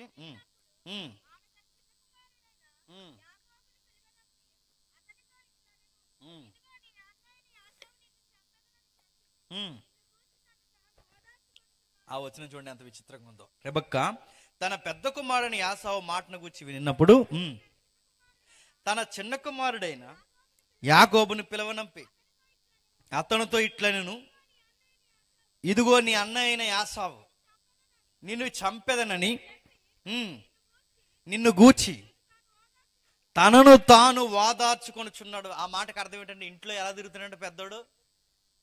పళ్ళు నూరుకుంటూ పిడికిలు బిగించుకుంటూ ఎప్పుడు ఈయన్ని చంపేద్దావా అని తనను తాను వాదార్చుకుంటున్నాడంటే కలవాట్లు పలుకుతున్నాడు. ఎవరు చెప్పండి? పెద్దోడు. ఈయన్ని ఎప్పుడు చంపేయాలని తిరుగుతున్నాడంటే పెద్దోడికి అంత పగ రావడానికి కారణం ఏంటండి? ఈ తల్లి ఇచ్చిన బోడి సలహాలే. మళ్ళీ నేను చెప్తున్నాను, తల్లి ఒక దిక్కు, తండ్రి ఒక దిక్కు, పిల్లలు ఒకలాగా, తల్లిదండ్రులు ఒకలా ఉంటే కుటుంబాలు ఇలాగే తయారవుతాయి. క్రైమ్ స్టోరీలకి నిలయం అవుతాయి కుటుంబాలు. బిడ్డలకి భయం లేని ప్రవర్తన వాళ్ళ మీదకి వచ్చేస్తుంది. ఇద్దరు ఒకేసారి పగబెట్టుకునే పరిస్థితికి వచ్చింది. విషయం తర్వాత అర్థమైంది. ఈవిడ గారి ఒక మాట అంటుంది 45వ వచనంలో కింది మాట, వాళ్ళిద్దరిని అప్పుడు నేను అక్కడికి నిన్ను పిలిపించదును, ఒక్కనాడే మీ ఇద్దరు నిన్ను పోగొట్టుకున్నాడు. ఎలా అంటే ఇప్పుడు అర్థమవుతుందంటే ఇద్దరు ఏం చేసి ఇలా ఉన్నారు? ఇప్పుడు కొట్టుకుని చచ్చిపోవాలని. నేను అడుగుతున్నా, ఈ మొక్క ముందు తెలియదండి? ఈ మొక్క ముందు తెలియదా? ఇలా కొట్టుకునే పరిస్థితి వస్తున్న ముందు తెలియదు ఇవిడికి? అరే ఇలా ఒకరినొకరు చంపుకునేలా ఉన్నారు, తల్లినైనా నా వల్లే వీళ్ళ మీద గొడవలు వచ్చేయాలని ఈ మొక్క ఇవిడికి ముందు అర్థమవలేదో మరి అర్థమైనా ఎందుకింత సీరియస్గా ఇంత నిర్ణయం తీసుకున్నారో? ఈ వచనాలు చదువుతుంటే భయం వేస్తుంటారే. ఓ కుటుంబంలో ఇద్దరు అన్నదమ్ములకి ఇంత చిచ్చిపెడే సొంత తల్లే ఇంత పొత్తు పడని పరిస్థితులు తీసుకొచ్చింది. పైబెచ్చుకు వచ్చి అంటుందట, అరే ఒకే రోజు మీ ఇద్దరు చనిపోతే నేనేమైపోవాలంటే ఏమైపోతావు? ఈ పరిస్థితి వస్తుందని నీకు తెలియదా? అప్పుడు అలా ఆయనతో మాట్లాడుతుందంట ఇస్సాకుతో. ఏమని? ఇస్సాకు 28వ వచనంలో మొదటి వచనం, 28వ అధ్యాయం మొదటి వచనం. ఇస్సాకు యాకోబును పిలిపించి, నీవు కానాను కుమార్తెలో ఎవత్తును వివాహం చేసుకొనకూడదు, నీవు లేచి ఆగుదాం, విషయం అర్థమవుతుంది చూడండి. ఇప్పుడు ఎవరితో ఇప్పటి వరకు పెద్దాడుతో మాట్లాడిన పెద్ద ఆయన ఇప్పుడు సడన్గా ఎవరితో మాట్లాడుతున్నాడు? చిన్న ఆయనతో మాట్లాడుతున్నా. అంటే ఏం జరిగింది అంటే, ఇప్పుడు భార్య భర్తలు ఇద్దరూ మాట్లాడుకున్నారు. ఏమని మాట్లాడుకున్నారు? చిన్నోడిని జాగ్రత్తగా చూడాలండి అని మాట్లాడుకున్నారు. పెద్దోడి విషయంలో కొంచెం అడుగు ఆలస్యమైనా పర్లేదు కానండి, చిన్నోడిని మనం జాగ్రత్తగా చూడాలని. అంటే ఇప్పటివరకు వీళ్ళిద్దరూ మాట్లాడుకోలేదంటే వీళ్ళు మాట్లాడుకోలేదు. నేను మళ్ళీ అడుగుతున్నాను, అసలు ఎందుకు ఈ గొడవ వచ్చిందంటే, ఈవిడ చాట్ నుండి విన్నది కదండి. ఎవరు? సీరియస్గా వినండి, నేను ముగిస్తాను. చాట్ను విన్నదే ఎవరు? రెబెక్కమ్మ. ఏమని విన్నది? ఈ పెద్ద అయినా పెద్దోడు మాట్లాడుకుంటే ఈ మాటలు విన్నది. విన్నప్పుడు అప్పుడే వాళ్ళ ఆయనతో మాట్లాడితే బాగుండండి, తన భర్తతో అప్పుడే మాట్లాడితే బాగుంది. ఏంటి ఏం చేస్తున్నారండి మీరు? మీకు కొన్ని విషయాలు చెప్పాలి. అసలు ఇస్తే ఇద్దరికి సమానంగా ఇవ్వాలి, అయినా జ్యేష్ఠత హక్కు. మీకు విషయం మర్చిపోయారేమో, దేవుడు ఒక రోజు మనకు ఒక విషయం చెప్పాడు కదండి. దేవుడు ఒక రోజు ఒక విషయం చెప్పాడుగా, ఆ విషయాన్ని మీరు ఎందుకు మర్చిపోయారు అంటే బాగుండండి. మళ్ళీ ప్రశ్న, ఏం చెప్పాడు వీళ్ళకి? ఒక విషయం చెప్పాడు అంటే దేవుడు ఏదో వాగ్దానం ఇచ్చాడు. ఏమైనా వాగ్దానం ఇచ్చాడు? బైబిల్ ఇలా చదువుతాం మనం. అబ్రహాము, ఇస్సాకు. చెప్పండి ఎవరు? నెక్స్ట్ స్థానం ఎవరిదండి? యాసావుది. కానీ ఈ స్థానం ఇస్సాకు ఎవరికి ఇచ్చేస్తున్నాడండి? యాకోబు కాకుండా యాసావుకి ఇస్తున్నాడు. నా మాటలు అర్థమవుతున్నా లేదు? అబ్రహాము, ఇస్సాకు. చెప్పాలి యాకోబు కాదు. ఇప్పుడు ఇస్సాకు ఎవరికి ఇస్తున్నాడు? యాసావుకి ఇస్తున్నాడు. ఈ విషయంలో భయపడింది అప్పుడు. ఏమంటే మీకు విషయం చెప్పాలి, అబ్రహాము, ఇస్సాకు తర్వాత యాకోబు ఉండాలండి. మీరు పట్టుకెళ్ళి దమ్మిడి కూర కొరకు పెద్దోడికి ఇచ్చేస్తానంటున్నారు ఏంటండి? మీకు వయసు అయిపోయి మర్చిపోయారా? దేవుని సంకల్పాన్ని గాలికి వదిలేశారా? దేవుడు వీళ్ళ పుట్టి మేలైనను కీడైనను చేయకముందే పెద్దోడు దాసుడు అవుతాడు, చిన్నోడు పనికొచ్చేవాడు అవుతాడు, చిన్నోడే ఏలుకవుతాడు, పెద్దోడు దాసుడు అవుతాడని వీళ్ళ పుట్టక ముందే వీళ్ళ గర్భంలో ఉన్నప్పుడే దేవుడు చెప్పాడు కదండి. ఈ విషయం మీరు మర్చిపోయారా అని ఆ రోజు వాళ్ళ ఆయనతో 27వ అధ్యాయంలో మాట్లాడితే ఇంత గొడవలు ఉండవండి. ఈవిడ మాట్లాడకే వచ్చింది గొడవ అంతా.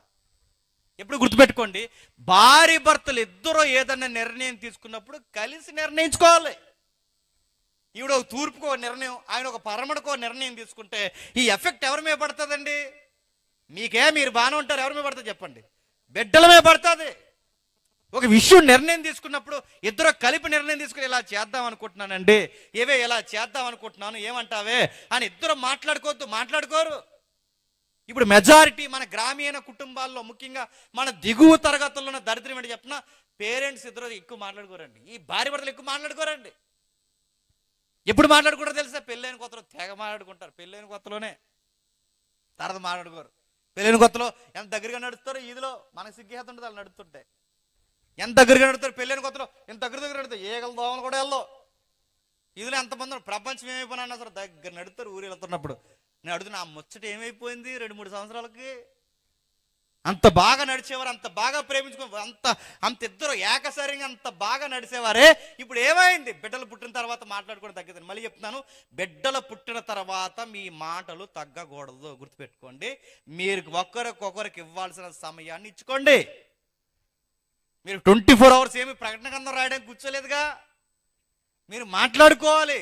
తల్లిదండ్రులుగా మీ ఇద్దరు మాట్లాడుకో. ఏ స్కూల్లో జాయిన్ చేయాలి ఇద్దరు కలిసి కూర్చొని మాట్లాడుకోవాలి. ఎలాంటి పరిస్థితులు ఉండాలి ఇద్దరు కూర్చొని మాట్లాడుకోవాలి. నడుపుతాను. మాట్లాడుకునే తల్లిదండ్రులు ఉన్నారా? ఆవిడ ఉన్నంతకాలం టీవీ చూస్తుంది, ఈవిడ ఉన్నంతకాలం బయటికి పోతాడు, కలో మెదుగులో తినేస్తాడు, బేరను పడుకుంటాడు, మళ్ళీ పొద్దున్నే లెగుస్తాడు, పనిలోకి వెళ్ళిపోతాడు, మళ్ళీ ఇంటికి వస్తాడు, ఉద్యోగం వెళ్తాడు, మళ్ళీ వస్తాడు. ఈవిడి పని ఈవిడి పని ఈవిడిది, ఆయన పని ఆయనది. ఇద్దరు మాట్లాడుకోడు, ఎవరు నిర్ణయాలు తీసుకుంటారని అడుగుతున్నారు. పుట్టినోళ్ళు ఏమైపోతారు? వీళ్ళ పనులు అలాగే ఉన్నాయండి. అసలు ఈ పెద్దోళ్ళు ఇద్దరు మాట్లాడుకుంటే, ఏమండి ఏంటండి విషయం అంటే, దేవుడు ఒక రోజు ఒక విషయం చెప్పాడు కానీ మీరు మర్చిపోయారని ఈవిడ జ్ఞాపకం చేస్తే బాగుండండి. ఏం చెప్పాడు, ఎక్కడ చెప్పాడు? ఒకసారి 22వ అధ్యాయంకి రండి. 22వ అధ్యాయం ఒకసారి ముగించుకుందాం. 22వ అధ్యాయం, క్షమించండి, 25వ అధ్యాయం 22వ వచనం. 25వ అధ్యాయం. ఒకనితో ఒకడు పెనిగిలాడిరు గనుక ఇలాగైతే నేను బతుకుట ఎందుకని ఈ విషయమై యెహోవాను అడగడానికి వెళ్తుందంట. ఎవరు? రెబెక్కమ్మ. అప్పటికి వీళ్ళిద్దరు పుట్టలేదు. ఎక్కడున్నారు? ఆమె గర్భంలో ఉన్నారు. ఆమె గర్భంలో ఉన్నప్పుడు వీళ్ళిద్దరు అసలు లోపల ఒకడున్నాడో ఇద్దరున్నాడో అప్పుడు స్కానింగ్ మిషన్ లేదు కదండి. ఇప్పుడైతే చెప్తున్నారు ట్విన్స్ అని. ఇంకా డబ్బులు ఎత్తే ఆడమోగో చెప్తున్నారు. ఇప్పుడు ఉన్నాయి అడ్వాన్స్ టెక్నాలజీ. ఆ రోజుల్లో ఎక్కడున్నా? ఇద్దరున్నారో ఒకరున్నారో ఆవిడ తెలుసా? తెలియదు. ఇచ్చేవాడికి తప్ప లోపల ఎవరున్నారో తెలుసా? లోపల ఏం జరుగుతుందో దేవుడికి తప్ప ఇంకెవరికైనా ఆ రోజుల్లో తెలుసా? తెలియదు. అందుకే ఆవిడకి అర్థమైంది, ఆ పురిటి నొప్పులు తన ప్రాణం పోయేలా ఉన్నదని అర్థమైంది. భయం వేసింది. దేవుడి దగ్గర పరుగున, దేవా ఏంటి ప్రభువా, గర్భఫలం ఇచ్చు బహుమానము, ఈ బహుమానమే నా ప్రాణం తీసేసేలా ఉంది ఏంటి ప్రభువా అని ఆ తల్లి పరుగున వెళ్ళి, ఏంటి ప్రభువా నా లోపల ఏం జరుగుతుందని అడిగితే అప్పుడు యెహోవా అన్నాడట, టెన్షన్ అవ్వకు రెబెక్కమ్మ, నీకు విషయం చెప్పాలి, లోపల నీకు ట్విన్స్ ఉన్నారని చెప్పి. నీకు ఇద్దరు మగపిల్లలు ఉన్నారమ్మా. లోపల వాళ్ళు ఏం చేస్తారంటే ఫైట్ చేసుకుంటున్నారు. ఇంక వీళ్ళకి ఎక్కడ దొరకలేదండి గ్రౌండ్. ఎక్కడట? వాళ్ళ అంపట్లోనే పెట్టారు డబ్ల్యూడబ్ల్యూ ఫైట్. ఈ కూరగాయలు కుదురులేని కందిరగలండి ఇద్దరు లోపల పొట్టలేని. అడుగుతున్నాను, వాళ్ళ అమ్మ గర్భం ఏమన్నా వాలీబాల్ గ్రౌండా? వాళ్ళ అమ్మది ఏమన్నా డబ్ల్యూడబ్ల్యూ డయాస్దా? ఆ లోపల ఫైట్ చేసుకుంటే తల్లి ఏమైపోద్దండి? ఇప్పుడు అడుగుతున్నాడు, ఒక బిడ్డే తిన్నంగా పొజిషన్లో లేకపోతే తల్లికి ప్రాణాలు పోతున్నాయి. బిడ్డ అడ్డం తిరిగితే ప్రమాదం అయిపోతుంది. ఒక బిడ్డే సరిగ్గా ఎదగకపోతే, ఎదగాల్సిన ప్రేగులు ఎదగకపోతే తల్లి ప్రాణాలకే ప్రమాదం అవుతుంది. అలాంటిది ఇద్దరు కొడుకులు ఆ యొక్క బెలూన్లో దెబ్బలాడుకుంటున్నారంటే ఏమవుద్దండి? అందుకే ప్రాణాలు పోయేలా ఉన్నాయని బిడ్డల్నిచ్చే దేవుడి దగ్గరకు వచ్చి ప్రార్థన చేసి అడుగుతుంది, అయ్యా ఏం జరుగుతుంది ప్రభా, నా గర్భఫలం వల్ల నా ప్రాణం పోయేలా ఉందంటే అప్పుడు అన్నాడు, డోంట్ వరీ అమ్మా, నీకు విషయం చెప్పాలి, లోపల 2 జనాంగాలకి తండ్రులు ఉన్నారన్న. లోపల 2 జనాంగాలకి తండ్రులు ఉన్నారు. ఎంత బాగుంటుంది చూడండి, ఆ భాష బాగుంటుంది. కిందికి చదువుదాం. 2 జనములు నీ గర్భములో ఉన్నవి, 2 జనపదములు నీ కడుపులో నుండి ప్రత్యేకముగా వచ్చును. ఒక జనపదము కంటే ఒక జనపదము బలిష్టముగా ఉండెను. పెద్దవాడు చిన్నవాడికి దాసుడగును అనేను. ఏంటట? పెద్దవాడు చిన్నవానికి దాసుడగును. 2 జనపదాలు ఉన్నాయి. ఒక జనము కంటే మరొక జనం బలిష్టంగా ఉంటుంది. చిన్నోడే పనికొచ్చేవాడు అవుతాడు, పెద్దోడే చిన్నోడికి దాసుడు అవుతాడు. ఈ మాట ఇంకా పుట్టక ముందే గర్భంలో ఉన్నప్పుడు ఎవరికి చెప్పారండి? దేవుడు తల్లికి చెప్పాడు. ఇదే మాట ఖచ్చితంగా ఎవరికి చెప్పి ఉండాలండి? ఈవిడ భర్తకు చెప్పాలి. ఇప్పుడు ఈ మాట తల్లికి గుర్తుంది. ఎవరు మర్చిపోయారు చెప్పండి? ఇసాక్ గారు మర్చిపోయి ఉండాలి, వయసుని బట్టో ఎందుకోమని నాకు తెలియదు, కానీ ఆయన మర్చిపోయాడు. మర్చిపోయి ఏం చేస్తున్నాడంటే, అరే చిన్నోడు జాగ్రత్త. అందుకేనండి పెద్దోడినైనా బయటికి పంపారు కానీ చిన్నోడిని బయటికి పంపలేదు. ఎందుకు చిన్నోడిని బయటికి పంపలేదు? ఎందుకంటే ఆ చిన్నోడి మీద ఎవరి సంకల్పం ఉందండి? అందుకే గుడారంలో పెంచారు. ఆ కుర్రోడిని ఎక్కడ బయటికి పంపకపోవడానికి కారణం అలా ఉంచుకోవాలని వాళ్ళ ఉద్దేశం కాదు. ఇది దేవుడి బహుమానం, వీడి మీద భవిష్యత్తు చర్యలు చాలా ఉన్నాయని వాళ్ళమ్మ చాలా జాగ్రత్తగా కొంగిసాడిని పెంచింది. యాకోబుని కూడా ఉండి కూరలన్నా నేర్పించింది, కానీ బయటికి మగపిల్లలు చేసే ఒక్క పని నేర్పించలేదు. అబ్బాయికి కూడా పెట్టుకుంది. ఎందుకంటే ఆ కుర్రోడు పుట్టక ముందే దేవుడు చెప్పాడుగా వీడి జాగ్రత్త అని. అదిగా విషయం ఆవిడ జ్ఞాపకం ఉంది. ఇదే మాట ఆయన మర్చిపోయాడు. ఇస్సాక్ గారు ఏం మర్చిపోయాడో ఏంటో తెలియదు, కానీ అక్కడికి వెళ్ళిన తర్వాత పెద్దోడిని పిలిచి, నువ్వేరా అబ్రహాము, ఇస్సాకు, తర్వాత యాసావు అన్నాడు. ఈ మాటకు భయం వేసింది వెనకాలండి ఎవరికి? ఆవిడికి. అప్పుడు భయపడిపోయి, అయ్యో ఇదేంటి, మా ఆయనకి అబ్రహాము ఇస్సాకు తర్వాత యాకోబు ఉండాలి, మా యజమానుడు ఏంటి పెద్దోడికి ఇచ్చేస్తా అంటాడు, ఇదేం పని అని ఆ రోజు వాళ్ళ ఆయన దగ్గరికి వచ్చి ఒక్క మాట అడిగితే ఇంత గొడవలేదండి. అడగకుండా ఏం చేసింది చెప్పనా? ఈవిడ ఐడియాలు ఈవిడ వేసింది. అక్కడే పొరపాటు జరిగింది. ఈవిడ నిర్ణయాలు అంటే తల్లి ఐడియాల్లో తల్లుండి తండ్రి ఐడియాల్లో తండ్రి ఉంటే, నేను అడుగుతున్నాను, మీ ఐడియాలకి బలైపోయేది ఎవరు? పిల్లలు ఆ రోజు వచ్చి ఏంటండి కూర కోసం ఇచ్చేస్తానంటున్నారండి, దేవుడు మనకి ఏం చెప్పాడని ఒక్క మాట చెప్తే వాడు చెప్పలేదు. ఆయన ఏమో కూర ఇస్తే చాలు ఇచ్చేద్దామని ఆయన ఐడియాలో ఆయన ఉన్నాడు. అరే ఆ కూర నువ్వే ఇచ్చారా, ఆ దొంగసాటునన్నా దేవుడు నీకు ఇప్పించేస్తాను ఈవిడ ఐడియాలో ఈవిడ ఉంది. ఇద్దరు కొట్టుకొని నరుక్కునే స్థితికి వచ్చిన తర్వాత అప్పుడు చిన్నోని పిలిచి అన్నారట, బాబు అన్నయ్య తెగ నూరేస్తున్నాడు కత్తి, కొన్ని రోజులు ఉంటే నేను చంపేసేలా ఉన్నాడు రా, అందుకే కొన్ని రోజులు నువ్వు ఏం చేస్తావంటే ఈరోజు ఉన్న కోపం రేపు ఉండదు, రేపు ఉన్న కోపం తర్వాత ఉండదు, తర్వాత ఉన్న కోపం తర్వాత ఉండదు, ఆడికి కోపం తగ్గే వరకు నువ్వేం చేస్తావంటే నీకు మామయ్య ఉన్నాడు అక్కడికి వెళ్ళరా అన్నాడు. అదో రకం మామయ్య. ఆ మామయ్య దగ్గరికి వెళ్ళరా అన్నాడట. ఆ మామయ్య అదో రకం. ఆ మామయ్య దగ్గరికి వెళ్ళాడు. ఇప్పుడు అడుగుతున్నానండి, ఇంత గారాభంగా పెరిగాడు, అమ్మ ఇలాంటి దొంగ మాటలన్నీ నేర్పించింది, అబద్ధాలు నేర్పించింది, లాగేసుకోవడం నేర్పించింది, ఎర్రయడం నేర్పించింది. ఇప్పుడు దేవుడు యాకోబు గారికి మొట్టికాయల మీద మొట్టికాయలు వేసి పాఠాలు నేర్పించాలా వద్దా?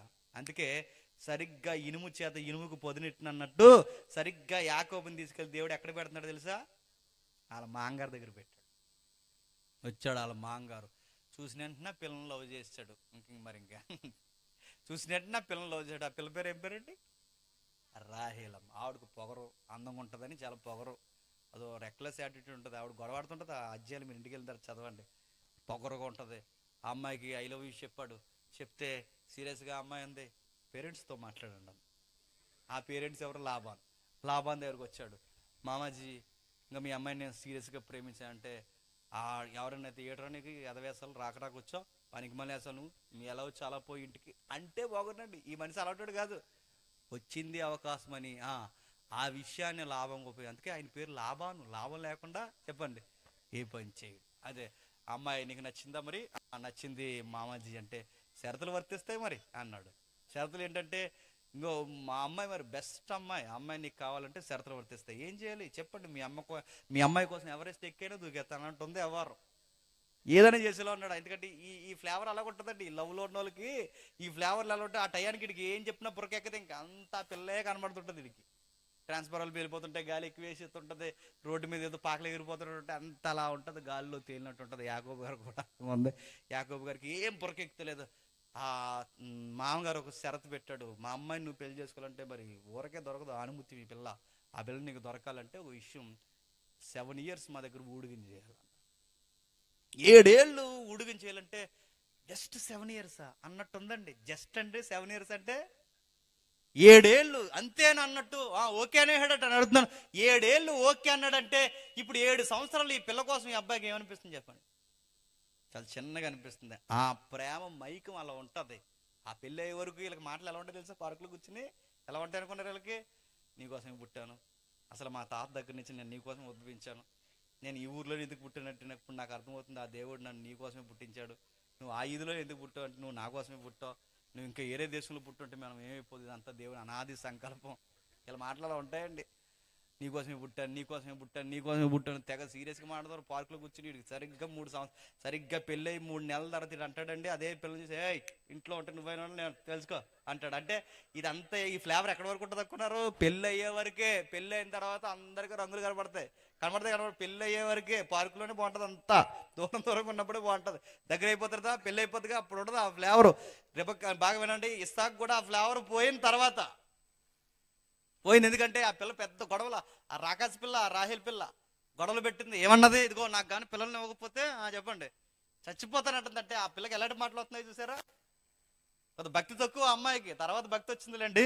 ఆ భక్తి లేని మాటలు అంటే లవ్లో యాకోబు గారికి చాలా దెబ్బలు తిన్నాడు. వెళ్ళాడు 7 years ఊడిగం చేశాడు. ఊడిగం చేసిన తర్వాత దొరికింది అవకాశం, గొర్రెలా దొరికాడు లాభానికి. ఎప్పుడు గుర్తుపెట్టుకోండి, ఈ ప్రేమల్లో గొర్రెలు అవుతారు, సింహాలు ఏమవరు, గొర్రెలా దొరికాడు. ఆ దొరికిన తర్వాత తీసుకెళ్ళాడు, ఊడిగం చేయించాడు. 7 సంవత్సరాలు ఊడిగం చేసిన తర్వాత అసలు అలవాటు లేని పని ఎంత రాయల్గా పెరిగాడు. ఎప్పుడైనా ఇంట్లోంచి బయటకు వెళ్ళాడండి, ఏదన్నా పని చేశాడండి, అసలు ఎంత రాయల్గా పెరిగాడు. అలాంటి కుర్రోడితో పేడకాళ్ళు ఎత్తించారండి, గొర్రెలు మేపించారండి, అరణ్యంలోకి పంపించారండి. పేడకాళ్ళు ఎత్తుతున్నాడు, గొర్రెలు మేపుతున్నాడు, అన్నీ చేస్తున్నాడు. ఇంతంతా చేస్తున్నావంటే యాకోబుతో ఒక సీరియస్ ఆన్సర్ ఉంది. లవ్, ట్రూ లవ్ ఇక్కడ అంటాడు. ప్రేమ, సీరియస్గా ప్రేమించాడు, ఆ పనులు చేస్తున్నాడు. షరతులు అయిపోయినాయి. 7 years తర్వాత మాంగారు దగ్గరకు వచ్చాడు. గారు మామాజీ పెళ్ళి ముహూర్తం ఫిక్స్డ్ ఓకేనా అన్నాడు. చేసుకుంటావా అన్నాడు. చేసుకుంటాను, 7 years అయిపోయింది ఇప్పటికే అన్నాడు. అయితే నైట్కే పెళ్ళి అన్నాడు. నైట్ మ్యారేజ్ పెట్టేశారు. ప్రపంచంలో చీకట్లో పెళ్లి చేసుకున్నది ఎవరైనా ఉన్నాడు? ప్రపంచంలో జీకే పెట్టి చెప్పండి. యాకోబు గారే చేసుకున్నాడు. చీకట్లో ఎవరు చేసుకున్నాడు పెళ్లి? ప్రపంచంలో ఆ ప్రేమ పిచ్చోడు ఆయనే చేసుకున్నాడు.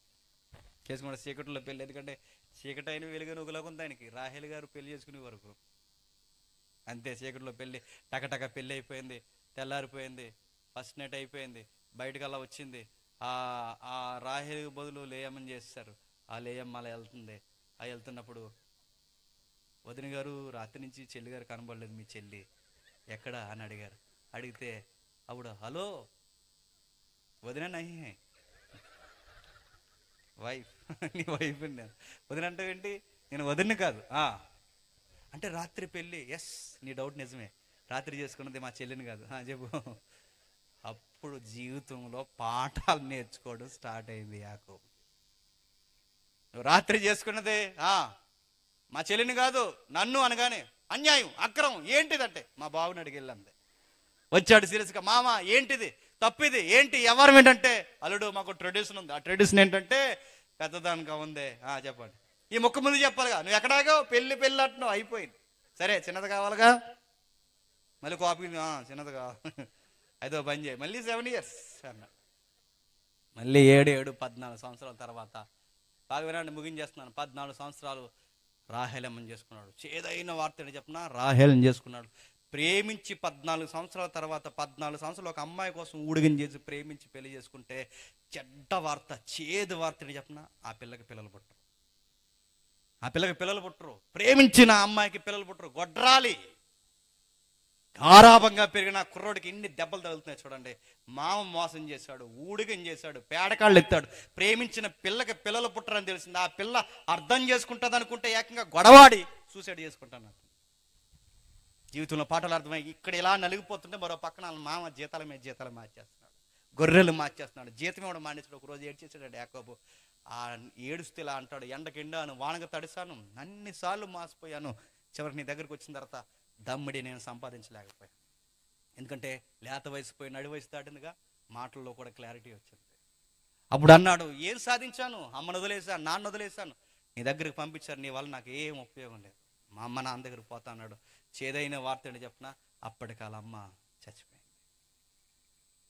ఇంతకాలం గారాభంగా పెంచి పెద్ద చేసిన వాళ్ళ అమ్మలేదు ఇప్పుడు, వాళ్ళ నాన్న. ఇప్పుడు అన్నయ్య ఒక్కడే, ఆడు కత్తి నూరుతా కూర్చున్నాడు. ఏమైపోయింది జీవితం, ఏం అర్థం అవ్వలేదు. ఎప్పుడు గుర్తుపెట్టుకోండి, అన్యాయంగా ఎదిగిపోదాం అనుకుంటే ఉరుతాళ్ళు వెనకాల వస్తాయి. గుర్తుపెట్టుకోండి, దానికి బెస్ట్ ఎగ్జాంపుల్ యాకోబే. ఏదోలా ఎదిగిపోతావు అంటే ఎలా ఎదిగిపోతావు? సారా వ్యాపారాలు చేసి ఎదిగిపోతావా? ఎగిరిపోతావు హాస్పిటల్కి. ఏమనుకుంటున్నావు? పనికి మన ఆండెత్తి మీద 10, ఈండెత్తి మీద 10 లాగేద్దాం, లాగే నీ దగ్గర 1000 లాగేసేవాడు అతడు. గుర్తెట్టు, నువ్వు 100 మోసం చేస్తే నువ్వు లక్షల్లో మోసపోతావు. గుర్తుపెట్టుకో. యాకోబుకి దేవుడు పాఠాలు నేర్పించాడు. ఇది కాదు, ఎదిగే విధానం ఇది కాదు, ఎదిగే విధానం ఇది కాదు, ఇలా వెళ్ళకూడదు. మీ అమ్మ రాంగ్ ట్రైనింగ్ ఇచ్చింది నీకు. అమ్మ చోటును ఉన్నంత సేపు రాంగ్గా ఎదిగావు. ఇప్పుడు నీకు అర్థమవుతుంది. ఒంటరిగా ఎదిగినప్పుడు సొసైటీ ఎలా ఉంటుంది నీకు అర్థమవుతుంది. ఏడ్ చేశాడు. దేవుడు అనగానే నాన్న దగ్గర లాక్కోవడం, దేవుడు అనగానే అన్నయ్య దగ్గర లాక్కోవడం, దేవుడు అనగానే అడ్డగోలుగా ఎదిగిపోవడం అనుకున్నాడు. ఇప్పుడు యాకోబుకి అర్థమైంది, దేవుడు అంటే మోసం దెబ్బ ఎలా ఉంటుందో మామ చేతిలో మోసపోయాక నాకు అర్థమైందని బాధపడ్డాడు. అన్నీ పంపించేశాడు. భార్యను పంపించాడు, భార్యని వెనకాల మరో భార్యను పంపించాడు, దాసులను పంపించాడు, గొర్రెలను పంపించాడు. ఒంటరిగా నది ఒడ్డున నిలబడిపోయి బాధపడ్డాడు. జీవితంలో ఏం సాధించాడు? 25 ఏళ్ళ తర్వాత సొంత ఊరును వదిలేసి వచ్చి ఏం సాధించానని ఆకాశం వైపు కనులెత్తి దేవునికి ప్రార్థన చేసి, దేవా ఇప్పటికైనా నువ్వు నా జీవితంలో కలగ చేసుకోకపోతే నా జీవితానికి అర్థం లేదయ్యా, నన్ను నిశ్చయముగా దీవించబట్టే. దేవుడు ప్రత్యక్షమయ్యాడు. దేవుడు అడిగాడు, నీ పేరేంటి అని అడిగాడు. యాకోబు. మోషేలో ఉంటుంది, ఇంటికి వెళ్ళిన తర్వాత చదవండి. మగసిరిగల మగాడు ఏడుస్తూ అన్నాడట. అక్కడ ఆ మాట ఉంటుందండి, ఏడుస్తూ నా పేరు యాకోబు. నేను ఒక మాట అడుగుతున్నానండి, యాకోబు పేరు యాకోబు అనే దేవుడికి తెలియదండి? తెలుసండి. మన దేవుడితో వచ్చిన కూడా వీడు చెప్పిన, ఆయనకు అన్నీ తెలిసి అడుగుతాడు, తెలియనట్టుగానే ఉంటాడు. అది దేవుని లక్షణం. గుర్తుపెట్టుకోండి. నీ పేరు యాకోబు అని తెలుసు, అయినా అడుగుతాడు. ఎందుకు తెలుసా? ఇదే ప్రశ్న 25 సంవత్సరాల క్రితం మీ నాన్న అడిగితే మీ నాన్నకి నీ పేరు చెప్పలేదు, నా పేరు యాసావు అన్నావు. మీ నాన్న మోసం చేశావు. ఎన్నోసార్లు మోసం చేస్తాం. మన దేవుడు తెలుసు. ఆదాము పండు నుంచి దాక్కున్నప్పుడు ఆ ఆదాము పొదల చాటున దాక్కున్నాడు అని దేవుడికి తెలుసు. అయినా దేవుడు అడుగుతాడు, ఆదాము నువ్వు ఎక్కడున్నావు? దేవుడు తెలుసు ఎక్కడ దాక్కున్నాడు, అయినా అడుగుతాడు. మార్గం మధ్యలో నడిచి వెళ్ళిపోతుంటే ఒక తల్లి తన వస్త్రపు చెంగును తాకింది. అప్పుడు ఎనిదిరిగి దేవుడు ఇలా అన్నాడు, నన్ను తాకింది ఎవరు తాకరని తెలియదా? తెలుసు. ఈ దేవుడికి తెలిసి అడుగుతాడు. ఎందుకు అడుగుతాడంటే ఒప్పుకోవాలని అడుగుతాడు. ఆదాముని అడిగాడు, ఆదాము ఎక్కడున్నావని ఎందుకు అడిగాడు తెలుసా? దేవా తప్పు చేసి దాక్కున్నానని ఒప్పుకుంటాడని అడిగాడు. ఆయనకు తెలుసు. యాకోబు పేరు యాకోబు అని తెలుసు, అయినా ఎందుకు అడిగావంటే ఇదే ప్రశ్న ఒకరోజు మీ నాన్న అడిగితే అబద్ధం చెప్పు. ఇప్పుడు మీ నాన్నకి నీకు తండ్రినైనా నేను అడుగుతున్నాను, నీ పేరేంటి? అప్పుడు ఏడుస్తా అన్నాడు, నా పేరు యాకోబు. శబాస్, ఒప్పుకున్నావు కనుక దేవుడు అన్నాడు, ఎవరు నిన్ను మోసగాడను? ఈ రోజు నేను చెప్తున్నాను మారావు. ఈ రోజు నీకు చెప్తున్నాను మారావు కనుక ఈ రోజు నుంచి నీ పేరు మోసగాడైన యాకోబు కాదు. ఈ రోజు నుంచి నీ పేరు ఇశ్రాయేలు. గుర్తుపెట్టు. ఈ రోజు నుంచి నీ పేరు ఇశ్రాయేలు మారిపోయాడు. ఈ రోజు నుంచి నీ పేరు ఇశ్రాయేలు. దీవెనంటే లాక్కుని ఎదగడం అనుకున్నాను. దేవా దీవెనంటే నువ్వివ్వడమే దీవెన. నీ దీవెనలో నాకు ఏం విరిగిపోయినా పర్లేదు. తుంట ఎముక ఎరగొట్టాడు. తుంట ఎముక ఎరగొట్టుకున్నాడు. దేవుడి మీద ఆధారపడ్డాడు. అప్పుడు అన్నాడు, దేవా నిత్యముగా నన్ను దీవించు. నాకు వాళ్ళున్నారా, వీళ్ళున్నారా, రాహేలుందా, మనుషులున్నారా అనుకున్నాను. వీళ్ళందరూ కాదు ప్రభువా, నువ్వు ఉండాలి జీవితంలో. నువ్వు ఉండాలి. డబ్బు ఉంటే చాలనుకున్నాను, జాగ్రత్త ఉంటే చాలనుకున్నాను, రాహేలుంటే చాలనుకున్నాను, దాసులుంటే చాలనుకున్నాను, మామ మందలుంటే చాలనుకున్నాను. ఇది కాదు. జీవితంలో నువ్వు ఉండాలి. నువ్వు నన్ను దీవించేంత వరకు నువ్వు ఇక్కడి నుంచి వెళ్ళడానికి వీల్లేదు. పాదాలు పట్టుకుని వేలాడిపోయి ఏడుస్తాడు గడట. తెల్లవార్లు పెనగలాడి నన్ను దీవించండి. అప్పుడు దేవుడు దీవించాడు. నీ కాలు ఎర్రగొట్టి నేను దీవిస్తున్నాను జ్ఞాపకార్థంగా. అప్పుడు దీవించాడు. ఇప్పుడు చెబుతున్నాడు ఈ యాకోబు కోసం. మలాకి గ్రంథంలో చెబుతున్నాడు ఏమని? నువ్వు ఏ విషయం ముందు మమ్మల్ని ప్రేమించని ఇశ్రాయేలు అడుగుతున్నారు కదండి. ఇప్పుడు ఇశ్రాయేల్ అనే పేరు ఎక్కడదండి? వాళ్ళ నాన్న ప్రేమించని ఇప్పుడు చెప్తున్నాడు. ఇదెందుకు చెప్తున్నాడు? ఎందుకు చెప్తున్నాడు అంటే, మీ నాన్నే నేను చాలా కాలం భరించాను. మీ నాన్న మేలైనను కీడైనను చేయకముందే, మీ నాన్న ఏ పనులు చేయకముందే, అసలు మంచివాడని డిక్లేర్ చేయకముందే మీ నాన్న ప్రేమించాను. అంటే మీ నాన్న ఎంపిక చేసుకుని మీ నాన్నని నేను చాలా ప్రేమించాను. మీ నాన్న రకరకాల మార్గాలకు వెళ్ళినా నేను భరించాను, మళ్ళీ మార్చుకున్నాను. ఆ ఇశ్రాయేల్ని ప్రేమించిన నేను, ఇశ్రాయేల్ జనాంగమా మీరు ఇన్ని వంకర మార్గాలు తొక్కుతున్నా చెప్పండి, మీ నాన్న ప్రేమించినట్టే మిమ్మల్ని కూడా నేను ప్రేమిస్తున్నాను. ఆ రోజు మీ నాన్న ప్రేమించకుండా మీ నాన్న చేసిన పనులకి ఆ లవ్ స్టోరీలు వెనకాల తిరిగినప్పుడు ఆ రోజే మీ నాన్న తొక్కితే ఈరోజు మీరుండరు. మీ నాన్న వాళ్ళ నాన్నకే అబద్ధాలు చెప్పినప్పుడు ఆ రోజే మీ నాన్న కొడితే ఈరోజు మీరుండరు. మీ తాత అబ్రహాముని మాటిచ్చాను, మీ తాతయ్య ఇస్సాకుకి మాటిచ్చాను. మీ నాన్న మాట వినపోయినా పరిస్థితుల గుండా నడిపించి మాట వినేలా చేసి మీ నాన్న మార్చి ఈరోజు మీరు వచ్చేలా చేశాను. మీ నాన్న చేసిన తప్పులకి ఆ రోజే నేను బిగించేస్తే మీ నాన్నే లేకపోతే అమ్మే లేదు, అమ్మే లేకపోతే మీ పుట్టికే లేదు, అసలు మీ పుట్టికే లేకపోతే ఈరోజు నన్ను ఇలా ప్రశ్నించగలరా? దేవుడు డైరెక్ట్గానే చెప్పాడండి. నువ్వు నన్ను ఏ విషయం అందు మమ్మల్ని ప్రేమించావని ఇశ్రాయేలు అడిగినప్పుడు మీ అయ్యని ప్రేమించాను. ఎందుకు చెప్పాడు తెలుసా? మీ అయ్యే లేకపోతే మీకు పుట్టుకెక్కడ ఉంది? మీ అయ్యని భరించాను నేను. మీకు నాకు మనందరికీ చెప్తున్నాడు. మనమైనా తినమైన వాళ్ళు అనుకుంటున్నారా? మన తాత మంచోడు కాదు. మన తాతలు మంచోళ్ళ దేవుళ్ళో లోకంలో మంచోళ్ళేమో కానీ దేవుడి దృష్టికి మంచి వాళ్ళు చెప్పండి. మన తాతల మంచోళ్ళు కాదు, మన ముత్తాతల మంచోళ్ళు కాదు, మన తండ్రులకు కూడా సరైన భక్తి లేదు. అయినా ఈ రోజుకి బాగా వినండి, ఈ రోజుకి మనం పుట్టి ఇక్కడ కుర్చీల్లో కూర్చున్నామంటే మన వాళ్ళు ఏదో పెద్దవారు మంచోరని కాదండి. దేవుడు నీ వరకు ప్రేమించాడు కనుకే వాళ్ళని చూసి చూడనట్టు వదిలేశాడు. గుర్తుపెట్టుకో. మన తండ్రులు మంచివారా, మన ముత్తాతలు మంచి వాళ్ళ కాదు. ఒకరోజు ఆ రోజే మన తాతలు చెడ్డవారైనప్పుడే మన తాతలనే చంపేస్తే మీ నాన్న లేడు, మీ నాన్నే చంపేస్తే నువ్వు లేవు. వాళ్ళని భరించి ఇన్ని తరాలు భరించి ఈ రోజుకి నీకు జీవితం ఇచ్చి ఇక్కడ కూర్చోబెడితే ఈ రోజుకి కూడా నీకు దేవుడు అంటే పట్టట్లేదంటే నన్ను ఏం చేయాలి చెప్పండి? ఇశ్రాయేలుని ఎలా అయితే ప్రశ్నిస్తున్నారు ఈరోజు మన ప్రవర్తన కూడా అలాగే ఉంది. ఏ విషయం ముందు మనం ప్రేమించండి? ఏ విషయం ఏందండి? మీ తాత దగ్గర నుంచి భరిస్తూ వస్తున్నాను. మీ నాన్న భరించాను, నేను భరించి ప్రేమించాను. మీ నాన్న ప్రేమించాను. పెద్దోడిని వదిలేశాను. మీ పెదనాన్న ఎవరు? యాసావు. యాసావుని ఎందుకు వదిలేశాను? మీ పెదనానికి ఏమైనా భక్తి ఉందా? మధ్యలో మీ నాన్న మారాడు కనుక మీ నాన్న పట్టుకు మీ నాన్న మారతాడు నాకు తెలుసు. ఎందుకంటే వీళ్ళు మేలు కీడులు చేయకముందు ఎవడేం చేస్తాడు నాకు తెలుసు. మీ పెదనాన్ని ఏం చేయబోతున్నాడు కూడా నాకు తెలుసు. దేవుడికి భవిష్యత్తు తెలుసు కనుకే ముందే చెప్పాడు, చిన్నోడే పనికొస్తాడు. అంతేగాని దేవుడు చెప్పినట్టు జరిగిపోతుందని కాదు, జరగబోయేది ముందే తెలుసు కనుక ముందే చెప్పాడు. అంతేగాని దేవుడు చెప్పినట్టు జరిగిపోతుందని కాదు. యాసావుని దేవుడు అన్నాడు. ఎందుకు యాసావు దేశాన్ని పాడు చేశాడు దేవుడు అంటే, అక్కడ ఒక మాట ఉంది చూడండి. మలాకి గ్రంథం ముగించుకుందాం. మలాకి గ్రంథం. అతని పర్వతములను పాడు చేసి అతని స్వాస్థ్యములు అరణ్యమందున్న నక్కల పాలు చేసి తిని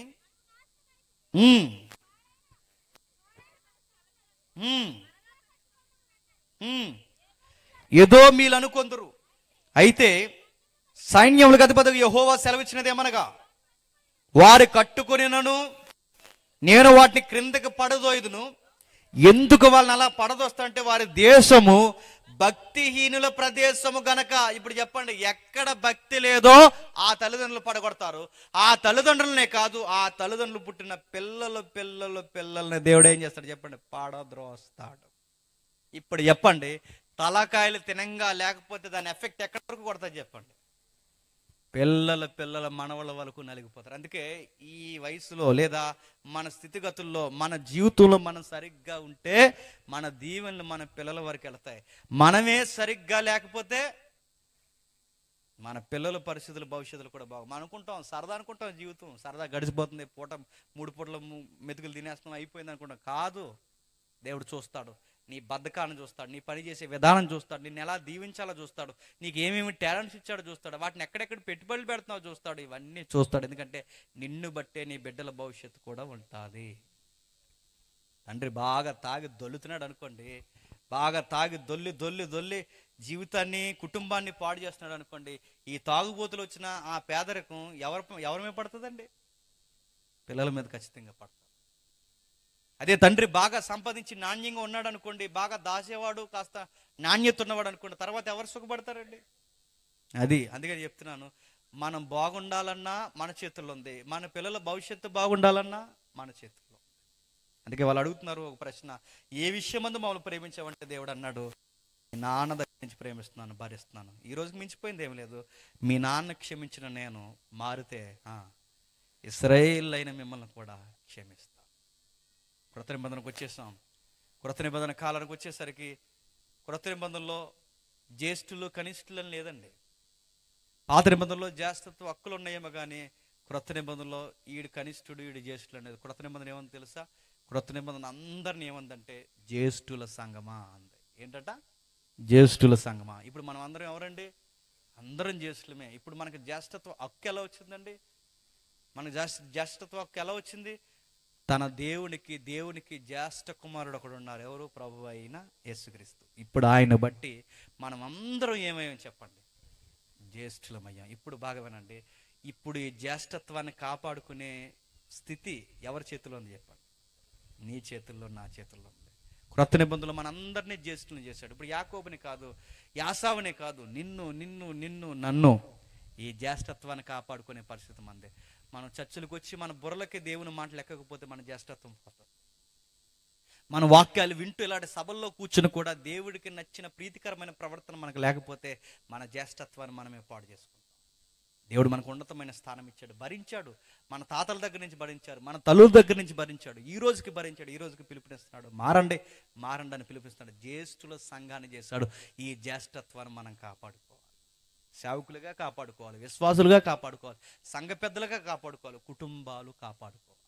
అప్పుడే దేవుడు మనకి ఇవ్వాల్సిన దీవులను అన్నీ ఇస్తాడు. ఆ వరుస క్రమాన్ని పోనేవాడు. అబ్రహాము, ఇప్పుడు బాగా వినండి, ఇప్పుడు అబ్రహాము సంతానం ఎవరో తెలుసా? ఇశ్రాయేలు కాదండి.